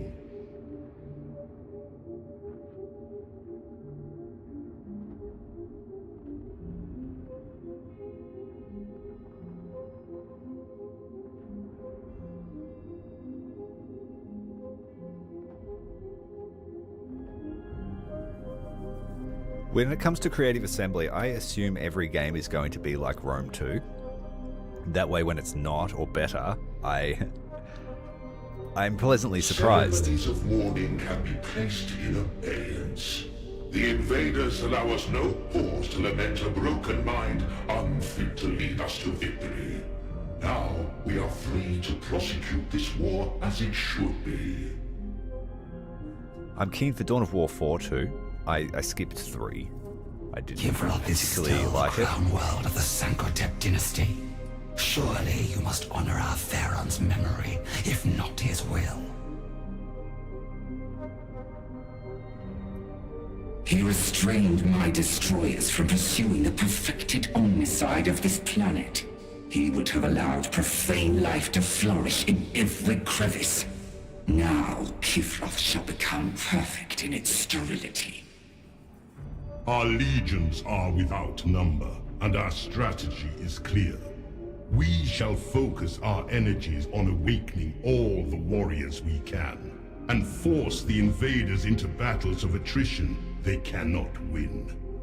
We will outlast them. A grinding engine of extinction, feeding both sides into the jaws of annihilation. I approve. Nemesaur, I must protest this extravagance. Our warriors are many, but not infinite. Kivroth's reanimation systems are yet to fully awaken. Whether Necron or human, all serve the throne by their destruction.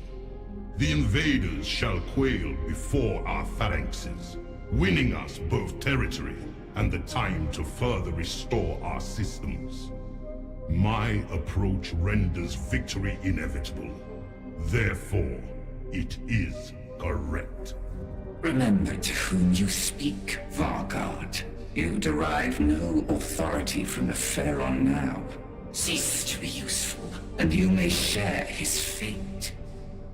You serve us now, Nefershar, not the command protocols of a broken king. You may have been his favorite, but he will find us far less indulgent.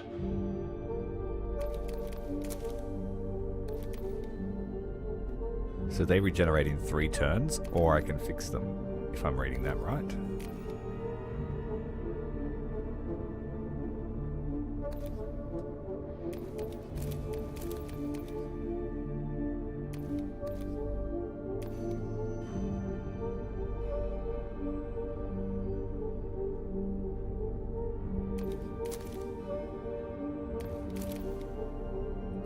Maybe some immortals, actually. Units. Okay, we've got another critical part of the mission. We're not yet quite opened up into the main game. Travel to the coordinates given by Sankotep in his final command. We've got to go up against sterilizers and infiltrators. It's the Lich Guard guy. Scarab 1. We might take Fakon in. Nefershar chafed at remaining silent in the face of Sankotep's murderers. The usurpers assumed her obedience, but her loyalty was still to the Pharaon. I alone had her confidence. Okay, I think there is 0 AI. To fulfill his last command. I think there's 0 AI in the voice acting. I think they probably have a cast of about 5 or 6 voice actors that played multiple parts across both factions. For example, Kynox, the Forge Master, I think his voice is Heckenhib. He's got a bit of an African accent to his voice acting. And I think that's why there are 2 female Necrons, because Kepra and Captrix, I think their voice actors play Nefershar and the other female, the Destroyer.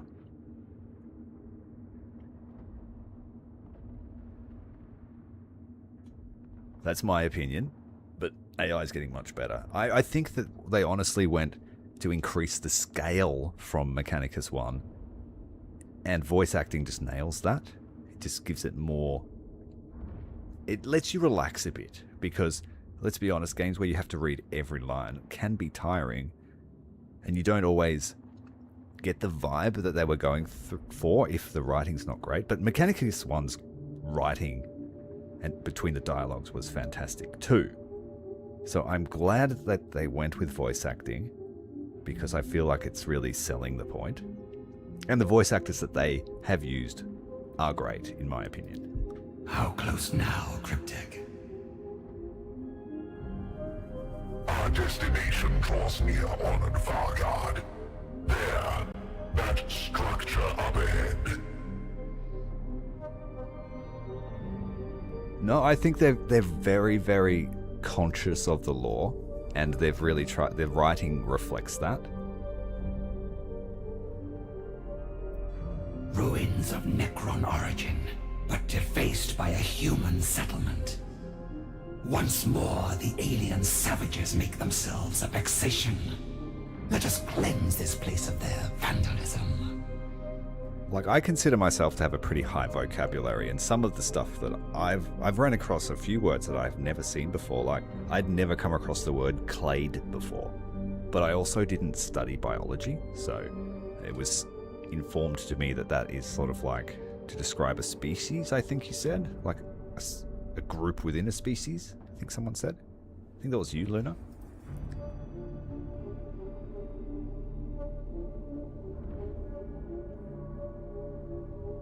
So Nefashar is voiced by the same person that did Akbani. And I feel like the dialogue really gave you an insight into... I can't speak for the Necrons so much, but especially the Adeptus Mechanicus, I felt like it really gave you an insight into their inner workings and just how much bureaucracy is also within the Adeptus Mechanicus. Like, so many layers to who's in charge, but no one's in charge, but someone's in charge. It was really interesting. I like it. And then all the factions that were sort of vying for supremacy within that. The fact that they tolerate a Xenorite because she's so damn useful to them.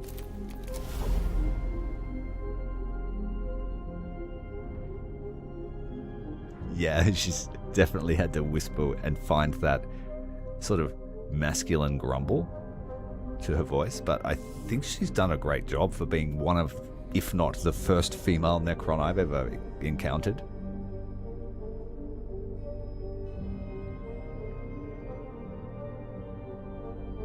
Yeah, so I sensed that they were the same voice actors across the cast, and I think they've done a great job. And with the voice modulation between the two races, it would have made it a bit easier to sort of avoid similarities, but yeah, great job.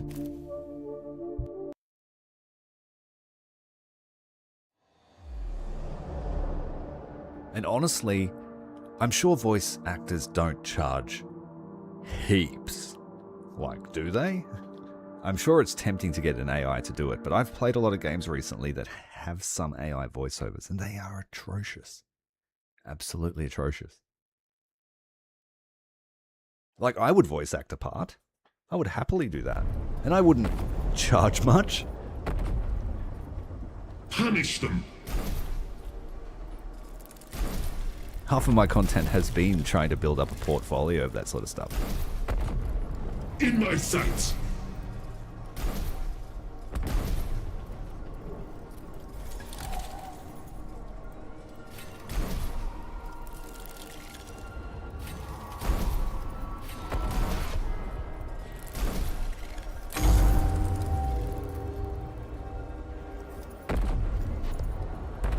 Female Pharaon is called a Pharaoh. Maybe I've only ever seen the mainstream Necron stuff, but yeah, I didn't think that... Of course they had females in their society, but I just didn't think they'd woken up.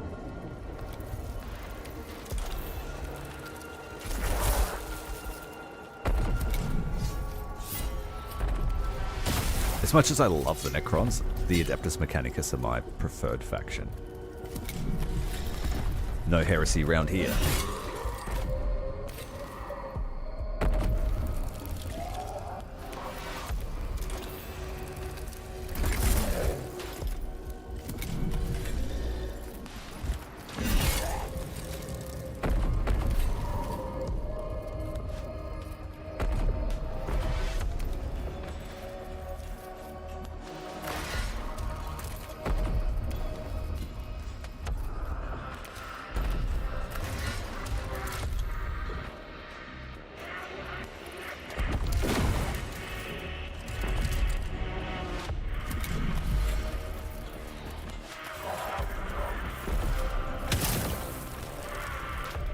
Leave my scarabs alone.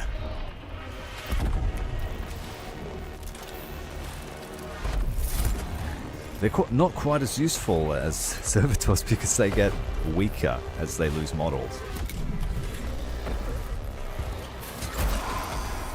To be honest, I don't know a lot about the Votan. I just know that they're space stunties. Fury of the Suns! And that's... I know they exist. But yeah, I would choose the Admech over them if I had to. I'm not a big fan of dwarves. In Warhammer Fantasy, I am certainly not a dwarf fan.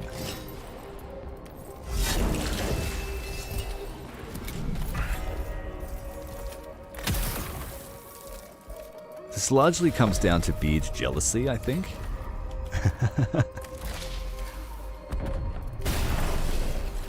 I'm one of those rare individuals that, for a long time, could not grow facial hair to save his life.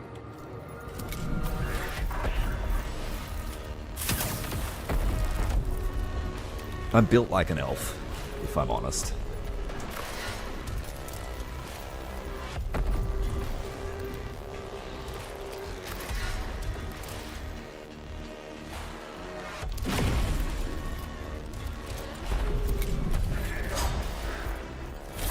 That's what we're on. That's what we're trying to get to, because I felt the AdMech campaign was sort of like, Scaevola disappeared, thank you for playing, the Catan is out. I didn't know there was an epilogue until I started playing Necrons. I was like, oh, yeah, we have to play this to be able to know what happened. So I foresee this being just as long as the standard campaign that we played with AdMech, which was about 30 hours. So I was going to put the difficulty up because I found it to be too easy as in the AdMech campaign. But I also don't want it to drag on forever. I'm more interested in the story. So we're playing normal. I have no shame with that. I just want to power through and see what happens in the epilogue. And I've just moved a warrior into melee ranged. Bad choice.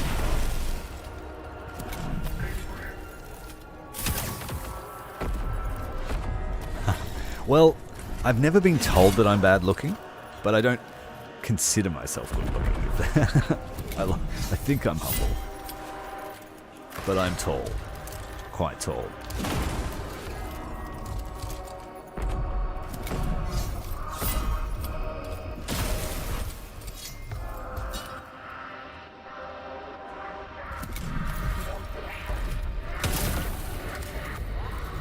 No enemy in my sight shall go unpunished. So, Luna, you're saying that's quite challenging, this campaign? Even on normal?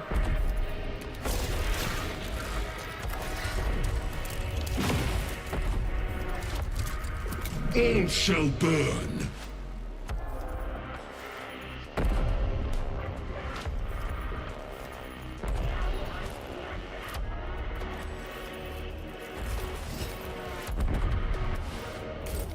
Yeah, so I wouldn't say I'm a supermodel, but I have a wife, so that's probably a good sign.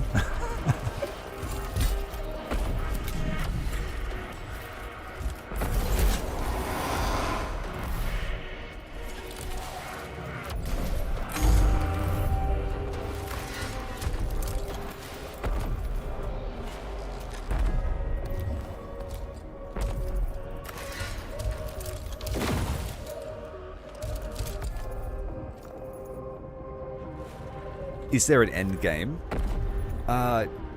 When you get right to the end and it says, hey, this is the part of point of no return, I found that it was just constantly generating side missions, and I could have just taken the final mission at any time.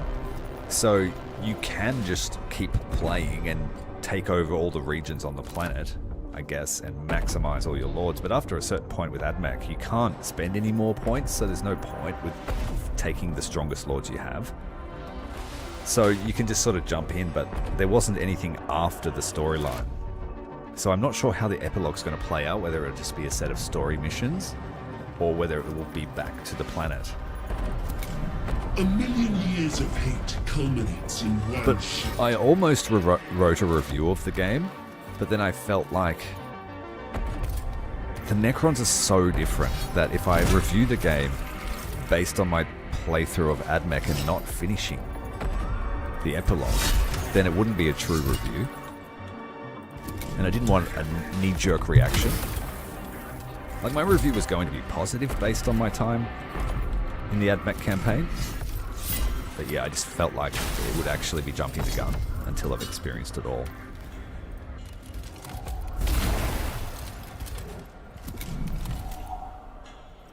And like, I saw reviews coming out on like the first week, and I'm like, surely you haven't played through both campaigns to any substantial length to be able to give an objective review on. And maybe you did, I don't know, maybe some content creators can no-life it, but I certainly can't. I'm not at the point yet where I can spend 20 hours a day making content. The humans were examining this site. They claim to be seekers of knowledge, these Adeptus Mechanicus. They have the conceit to think they could unravel our secrets with this mindless desecration. Let us reach the entrance to the ruins before they can befoul its interior as well. So the Votan are the closest closest glimpse we'll get to the Dark Age of technology, style, weapons, armor, culture. Really? Okay. I've seen a lot of calls for some League of Votan DLC. People would like to play as them. But as it stands, there's only, I think, 3 units in their roster.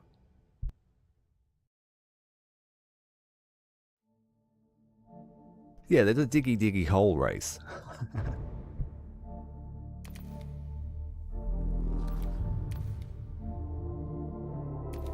I'm going to bring back these scarabs. The entrance to the ruins lies ahead and remains intact. Unsurprisingly, the invaders' primitive technology could not breach its doors. My Vargard, their communications are crude and fragmented, but I believe a substantial rabble has mustered to oppose us. You will have to fight through them to reach the entrance. I was looking through the achievements and I saw that there is an achievement for choosing the loyalist and the traitor route. So maybe that, and I didn't get that playing the Admech campaign. So I'm assuming perhaps that's an epilogue choice. They will not stop me from what Sankotep wished me to find. In their ignorance, they die. I have thousands of hours in Total War Warhammer 3 and I have never played the dwarves. Never. I think I've played every other race except the dwarves and Kislev. Oh, I haven't played Cathay either. That's just how many lords and heroes there are in that game. But admittedly, I've played a lot of Chaos campaigns. Something about squashing humans that I enjoy in that game. And the Votan are super reliant on AI, but don't tell anyone else that. I've played the Chaos Dwarves, but not the standard ones. Maybe I should bite the bullet and do it. I've seen that there are heaps of changes over the base Dwarves, which they didn't appeal to me, but they've got like the deeps and all that sort of stuff now. And I do own Malachi's DLC. Nefershah swiftly planned her assault on the human dig site. Several potential routes to victory presented themselves. We shall envelop them. Ever-cunning Nefershah sent warriors to encircle the dig site. At her order, the whole force opened fire, catching the enemy in a crossfire before they knew they were under attack. Well, I bought Bashiva, the tiger lady. I'm not going to call her a tiger man. Tiger lady. Yeah, so I bought that, and I think that I will play Cathay as that race. I prefer monstrous races over humanity. Command parts of the force to surround the site. It was a success.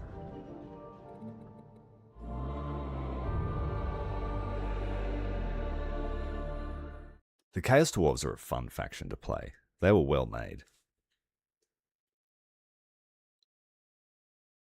It took some time to understand the nuances of their economy. The humans cannot possibly understand the importance of this site. They send their paltry troops to intercept us. Yeah, I'm a chaos and undead bro. Spare this world the consequences of their ignorance. I've played every Lord of the Undead. I've played every Lord of Chaos. I think. Just trying to think, who haven't I played as Chaos? I haven't played as Festus because he just does not appeal to me in any shape, way, or form. And he has quite a unique form.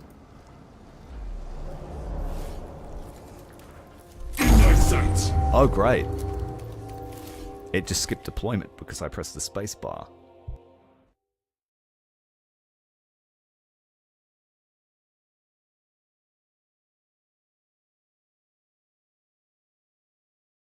Which Chaos faction is my favorite? The humans cannot possibly understand the importance of this site. They send their... My favorite Chaos faction is Archaon. I'll name my lords and you'll sort of get my play style. Favorite Chaos lords are Be'lakor, Archaon, and even though he's not official, my Egram Van Horstman campaign was one of my favorite campaigns of all time. I played it twice because of that. So I would say any Tzeentchian lord, but I don't like Village so much. He's very powerful, I just didn't enjoy his campaign. I loved the Changeling campaign, just for its unique Fury of the take Suns, on a Warhammer campaign. all shall burn. I felt like Dakala was an amazing lord.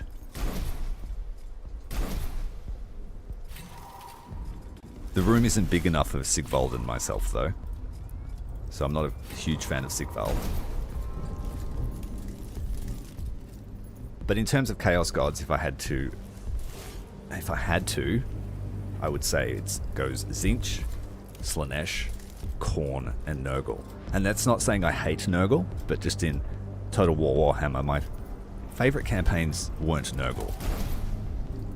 The early release of Nurgle's campaigns were a bit lackluster.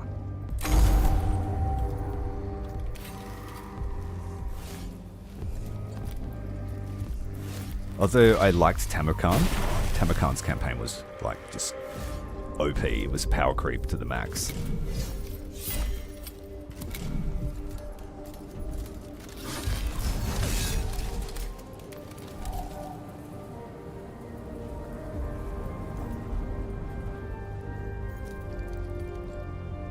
Nakari's campaign used to be really fun. I don't know how much they've changed the seduction mechanic, but you used to be able to just vassalize everyone just by corrupting them.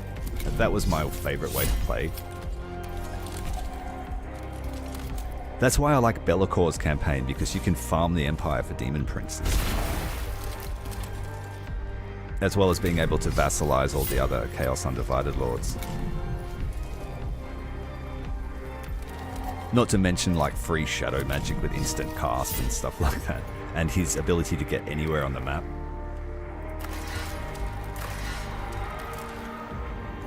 We need to take out this Sterilizer and the Rust Stalker.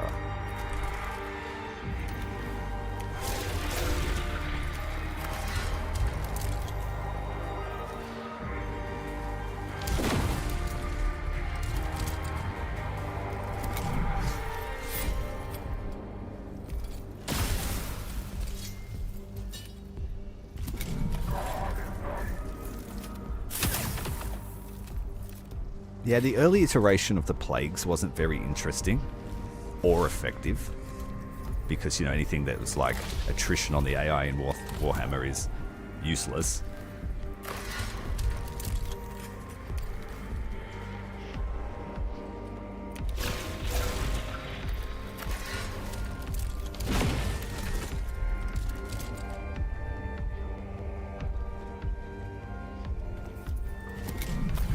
I haven't played Kolek since the early games. I think Warhammer 2 was the last time I played him. And from memory, he didn't have any features like that. That was before the rework of the Chaos Warriors. Punish them.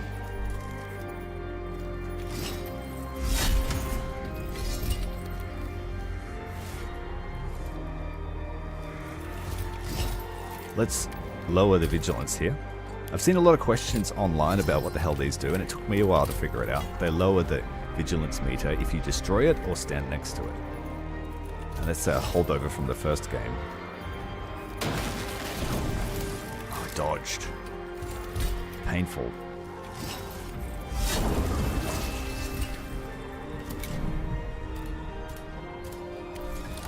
Oh, I can't say if he'll come back. I don't know him. But he did seem pretty fed up with it. My suspicion is that he's just given up on Total War Warhammer 3, and that when 40k comes out, he's probably going to come back for that. And like, why wouldn't you? He's got the established audience and he'll make quick attention from that. But I can't say whether he's truly fed up with the whole grind of content or not.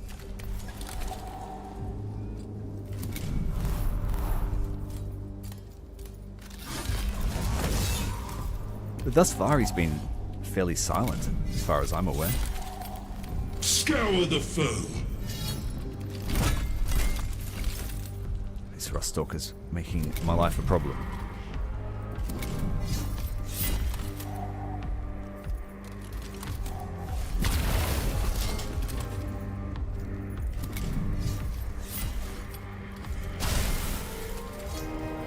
Is it possible for Vlad to become the Emperor?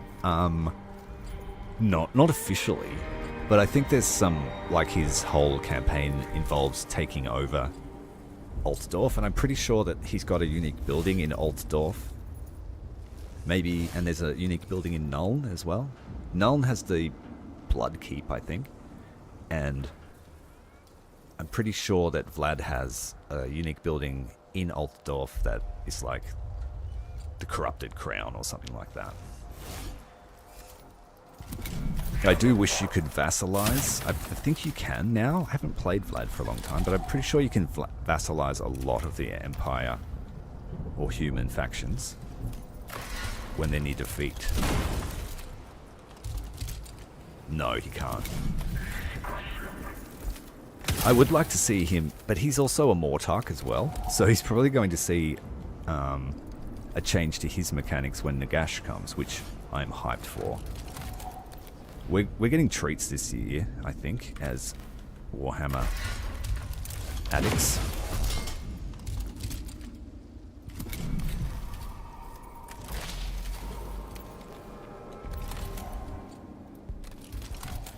Alright, we're safe on this side. Let's push them back.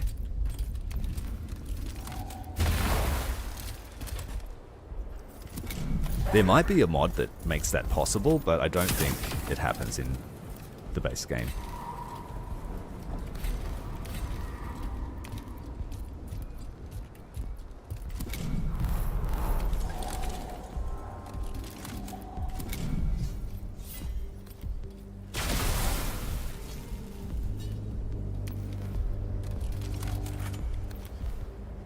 That cover is pretty good. I'll have to get around it.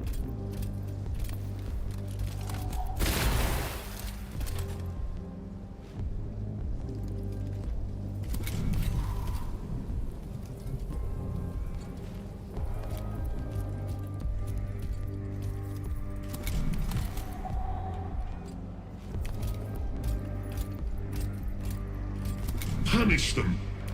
I have to get the death marks on the case. Oh, we could lower the vigilance again. Let's do that.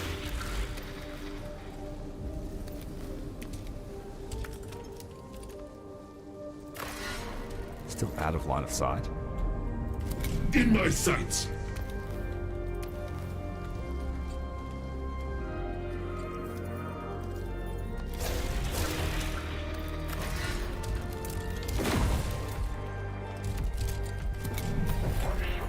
From a gameplay perspective, I prefer to play the Undead Pirates.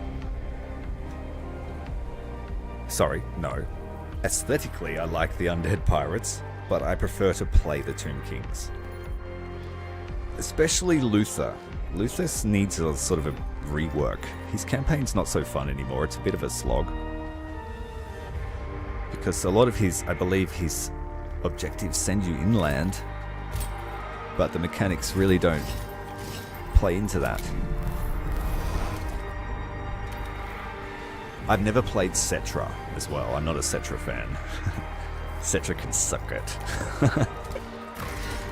And he's going to when Nagash comes back. When I saw him get crumbled in the trailer, I was just... I loved it. They are redirecting nearby troops to intercept us. They want the secrets of this place. It does not matter. They will never learn them. He'll come back. He can't be killed. He just comes back. He just coalesces somewhere else like a lich.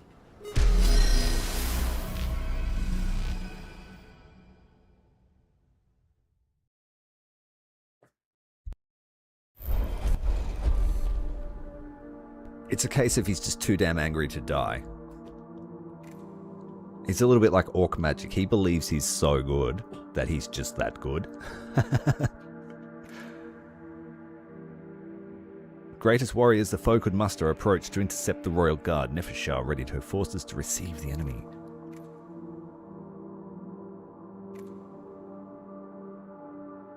Well, we'll countercharge them. Why not? That seems like a prudent thing to do.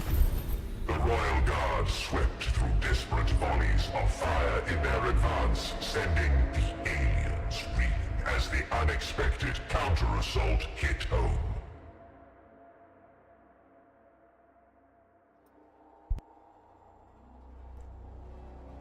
No benefits to that, but we got some Dominion. Couldn't really afford to have our force take more damage.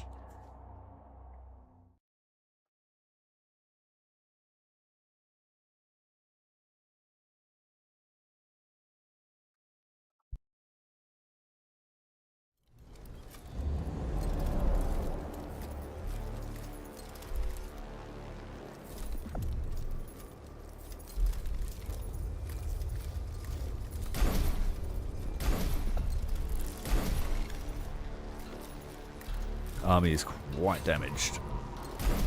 Just need a wall of a gun line here.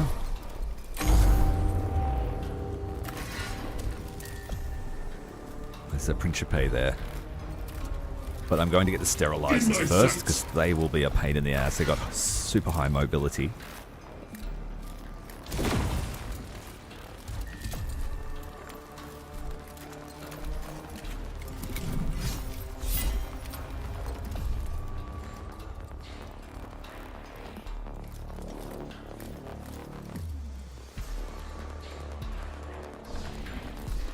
If we could be a pain in the backside from this angle.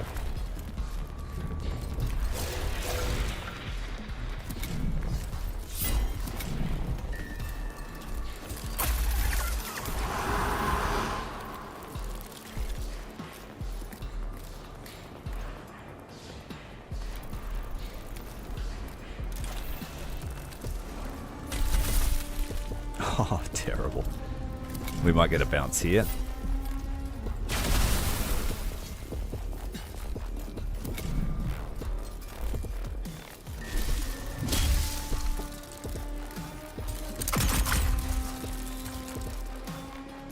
Oh no, someone started saying Cetra's name. Lucky I don't have text-to-speech. We'll be here for a while. Fury of the Suns.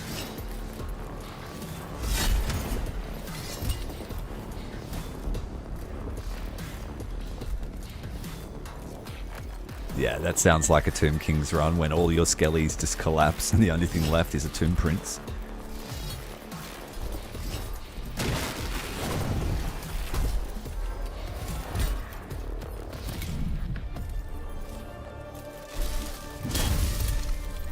Luna is extremely thorough. We've learned some things over the streams that they join us for.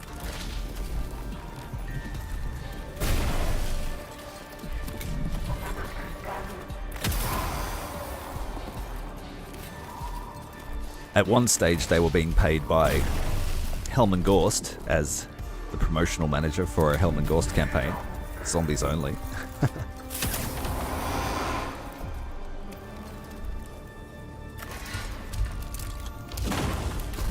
If I wasn't so tied up, I'd read all that, but sorry, Luna. I'm just going to trust that the wall of text on the right of screen will be enough for everyone to bask in the glory of Cetra.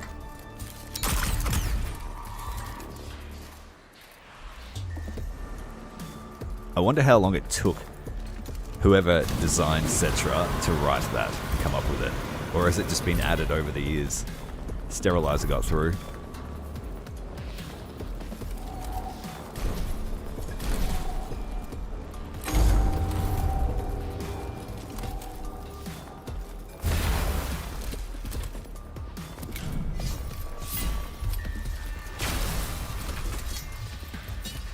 Uh-oh. Fakon is in big trouble. Standing in it.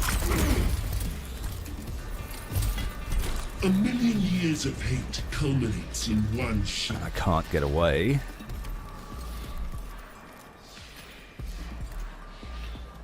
The ranger will take a shot.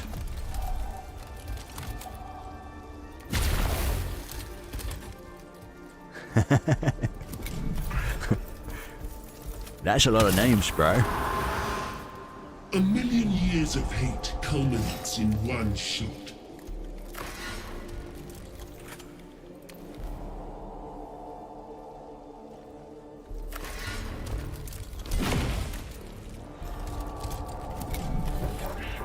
Yeah, we're screwed. Unless this is it. Scour the foe. This happened with one of my first missions with Roe as well. We just had no army left when we got here.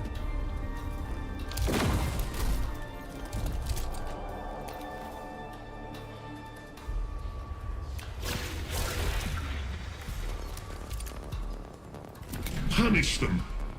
Only that time I had Fury of the full suns. dominion, full vigilance against us.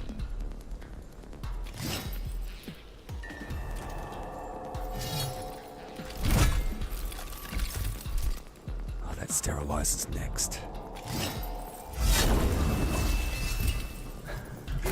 Knowing Luna, that was off the top of the head.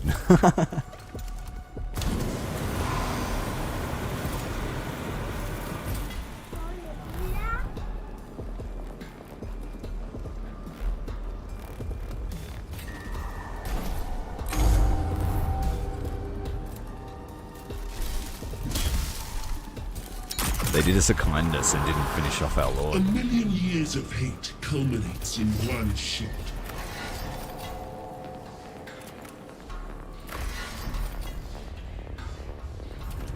Who's going next? Skitari.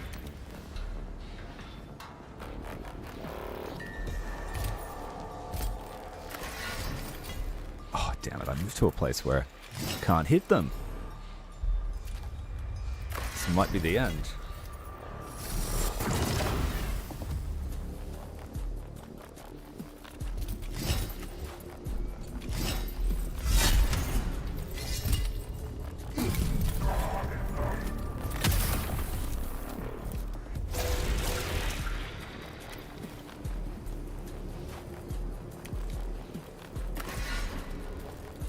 Our Dominion is high enough to be able to teleport away on a ranged attack.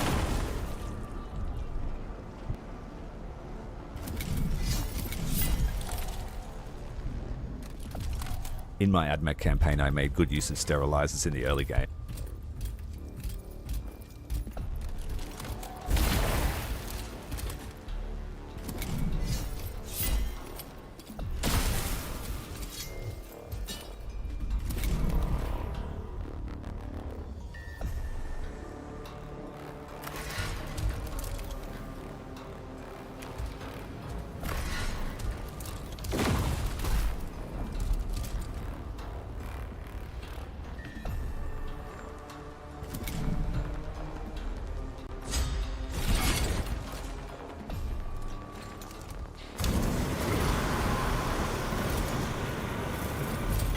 Okay, we've been hit with Luminogen. That's not a good thing. Who's next? This Skitari Ranger.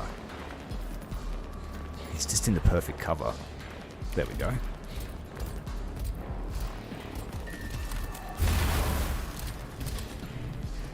The stars serve.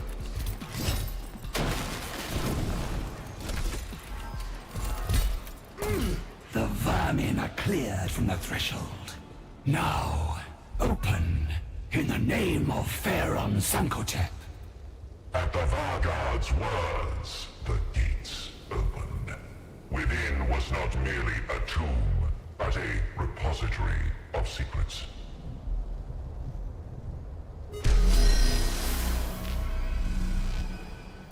Fortunately, that was the end.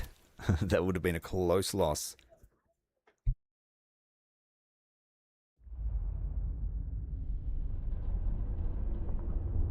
Here was the treasure vault where Sankotep had amassed artifacts from across his reign, unknown even to the Atridae. The Theron's wisdom had once been great enough to keep such trophies a secret. A map of Kivroth, and upon it shone another location Nevershire had never seen. One seemingly of no significance to Sankotep's dynasty, or the protocols of war. Sankotep. How much more did you keep from me? What awaits me there that could not be hidden among your treasures? Too dangerous, perhaps. Though what could be more dangerous? A Tesseract labyrinth. An extra-dimensional maze without an exit. A prison for that which was too valuable or powerful to be destroyed. The moment she touched the artifact, Nevershire felt the presence of the entity within. I know this face. From the nightmares of the Great Sleep. It is the face your people crafted for me, child. The face of a god, made for you to beseech and condemn. This prison has been my nightmare. But now you are here to release me, just as I once released you from death itself. You were there, at the biotransference. You made poisoned promises to our lords, tempted them with dreams of immortality. Mephitron, the messenger, the deceiver. Deceiver? I gave only what was asked of me, little Vanguard. I helped your people escape the cage of their dying bodies. Help me shed my own confinement, and I shall be free to aid you once more. I will never set you free. Why waste eternity as my jailer? You are meant for more. It is within my power to grant you victory, revenge, rulership. I am a god. A fraction of one. A broken fragment. A fragment of my power is all you need. I can see the dedication that drives you, Nevershire. But beyond this vault, lives a dynasty of traitors and a galaxy of enemies. You need not face them alone. If Sankotep had not bequeathed you to me, I would leave you in this vault forevermore. I have already had my fill of lies. And of course, you're not going to trust someone called the Deceiver. Unless he's telling you something false so that it's true. You know, that whole paradox. It is not my place to speculate as to what thoughts passed through the honored Vanguard's mind. However, she was now presented with a choice. Her duty was to Sankotep and to the throne of Kivroth. Yet, Sankotep was fallen, and the throne sat empty. Thus, her loyalties were divided. The Eupatridae are the rulers of Kivroth, and thus, as Vanguard, my role is to protect them, and be wielded as their blade. Yet they slew Sankotep and usurped his authority, and my first duty was to him. Though she thought herself alone, her musings did not go unheard. Why must you serve anyone? The truly powerful have a duty to rule, to shape the world. And I see in you a ruler. You dare spy on my thoughts, deceiver? If you will speak your thoughts aloud, I will listen. Consider this not An intrusion? Or an offer of counsel? Your words promise naught but trickery. The Catan care for nothing but their own appetites. Such preconceptions lead to Nefshar. I can grant you the power to sweep these usurpers away, and a human vermin with them. Then I shall do without your help, Godshard. For there you will remain. I will restrain my fury and serve the Upatridae against the invaders. But I will never suffer them to rule this planet. You will call on me in time, Vargard. Power demands to be used, and your dedication has demands of its own. Thus, the Vargard's path was set. The usurpers could not learn her true aims, and so she would kneel before them while biding her time. She was vastly outmatched by the three lords of Kivroth's armies, but if she fell, it would be in service to the true Pharaon.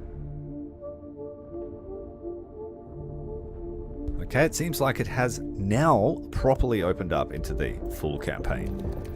So we have side missions to choose from, main missions to choose from, but that is all we have time for today. We've learned a little bit about this dynasty, and we are hoping for the formation of the Nefershar dynasty. If you want to see more, make sure to hit the like button, hit subscribe, and we will see you back here tonight for another exciting edition of Mechanicus 2 Necron Flavor. Until then, Commander Tyrael out. Thanks to everyone that watched it live with me and kept me company. Have a great day.